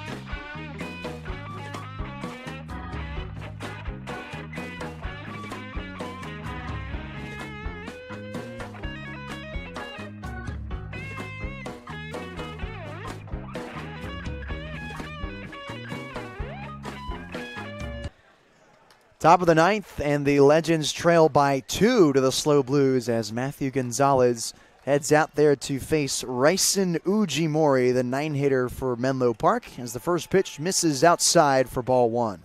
Ujimori 0 for 2 on the day, an unassisted put out by Tellerman at first, grounded into a double play, and walked in the 7th. Second pitch from Gonzo misses outside, 2-0 to the second baseman from UC San Diego. Ujimori from Hawaii was teammates with Sebastian Lopez and Logan Musey on Team California, the aforementioned Team California, where Musey and Lopez became best friends. The 3 of them all shared a diamond at one point. They have all gone their separate ways. As the 2-0 comes in, and that one's in there for a strike, nudging the outside corner, 2-1 to Ujimori. Ujimori from Hawaii. Musey and Lopez from Henderson, Nevada. Musey now is at Brown. Lopez at Seattle U, and Ujimori with the walk here at UC San Diego. A leadoff base runner, and the tying run steps up to plate. Like you mentioned, the Blues struggling for arms. Constantine in between innings was throwing some balls off the bullpen mound. Could see him come out if needed if Gonzo gets himself into trouble here. A leadoff walk and base runner means that the tying run is now at the plate. Constantine is still at second base as the leadoff man steps up and swings and misses at the first pitch from Gonzo. No balls and 1 strike. Hayden Young-Goldberg, a 2 for 3 day, 2 singles, 2 stolen bases, a walk, and a fly out to center field. Max Lane is playing deep in left field and hugging the left field line. 1-0 misses low and inside for ball 2. 2-0 to the leadoff man, Young-Goldberg. Representing the tying run. Left-hander facing the right-handed Matthew Gonzalez with his high stirrups. 1-1. He hits this one high into shallow right center. Backpedaling is Constantine. He lost it for a sec, but found it with the two-handed grab. He puts it away for the first out of the 9th inning. So 1 gone in the 9th, and now it's Evan Bilter who came in to hit for J.P. Avila and replaced him in left field. Bilter struck out swinging the first time he was up.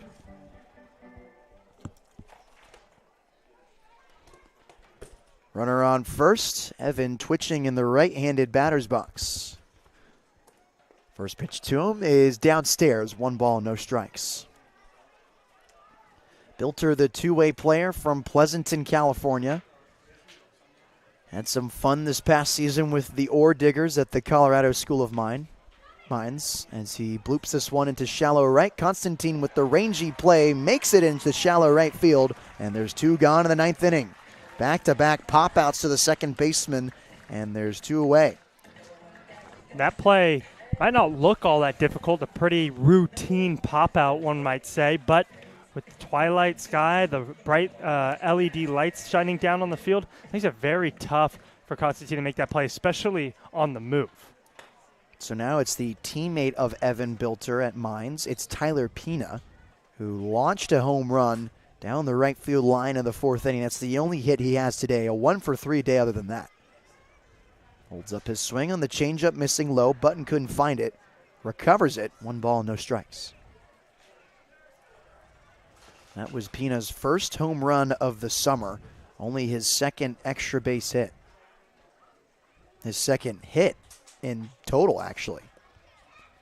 Hasn't played that many games with the Legends this summer. This is only his 3rd with Menlo Park. A late add in his 3rd start. Right side of the infield, shifting on the pull side of the left-handed hitting catcher. 1-0, misses low. Button slides to his right. 2 balls and no strikes.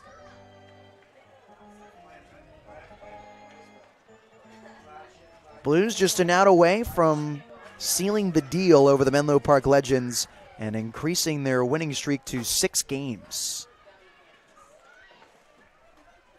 Would be huge, especially with a Stompers loss today and a Crawdads loss today as the runner takes off towards second. Catcher's indifference, as in scoring position is Raisen Ujimori.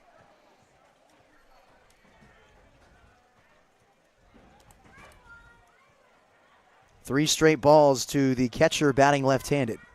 Standing on deck, it's Vaskin Smith. 3-0, that's in there for a strike. Fastball on the outside corner. Pina proved to everyone in this ballpark that he's a dangerous hitter, but do not really want to walk on base the tying run and bring the leading run to the plate. 3-1. Late on that fastball as he fells it straight back over the net for strike 2. Now in a 3-2 count is Matthew Gonzalez. Best pitch here for Gonzo. Right-hander Matthew versus the lefty Pina.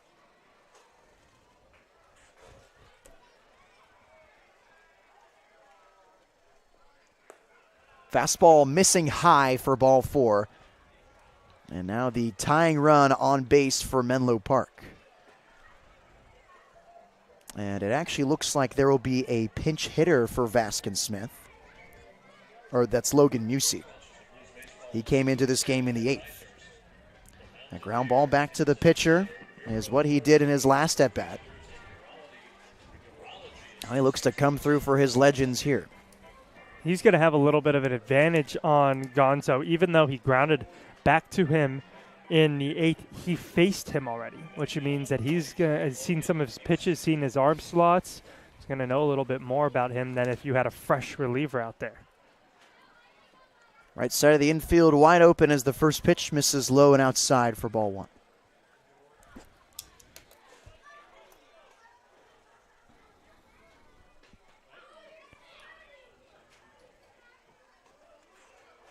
Gonzo comes set, looks at second base, now delivers.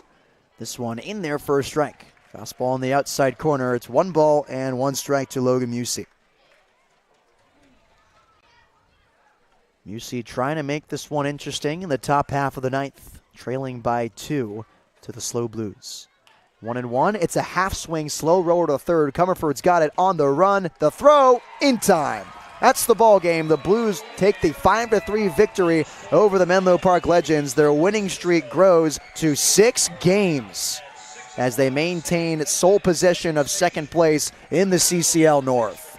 And the Blues get it done in what I think was some pretty clutch pitching down the stretch from Cannon and Gonzalez. Put themselves in not some great situations, but in the 6th, 7th, 8th, and 9th inning, they were able to force the Menlo Park Legends to strand 2 runners in each of those innings and was able to get out of it with minimal damage. That really is what kept them in the game and got them the win. A few timely moments from the Blues offense as well, highlighted by the 3-for-4 day for E.J. Royal at the top of that lineup.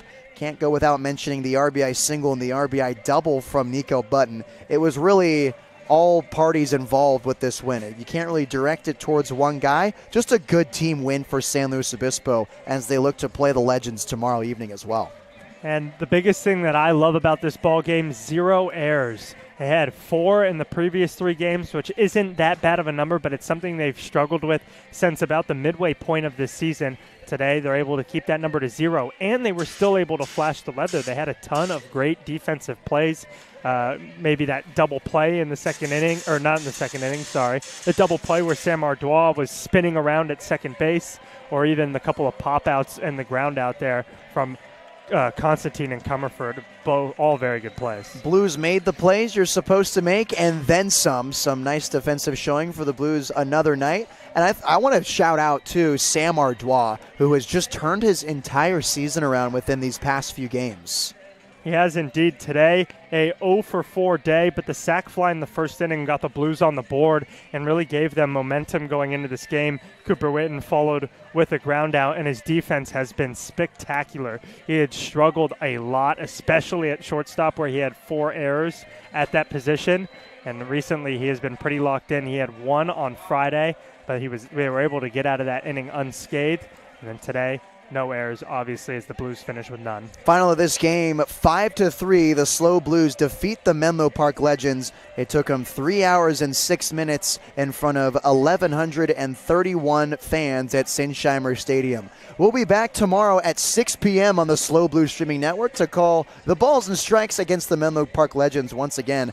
If you can't tune into the broadcast, it's maybe to your benefit, because tomorrow is Western night. If you come to Sinsheimer Stadium at 5 p.m. when gates open, or 6 p.m. at first pitch, wearing your best cowboy or Western attire, you get $5 tickets. So be sure to take advantage of that promotion at Sinsheimer as we say good night from Sinsheimer Stadium. For Ryan Giacomini, I'm Nate Mills on the SLO Blues streaming network. Have a great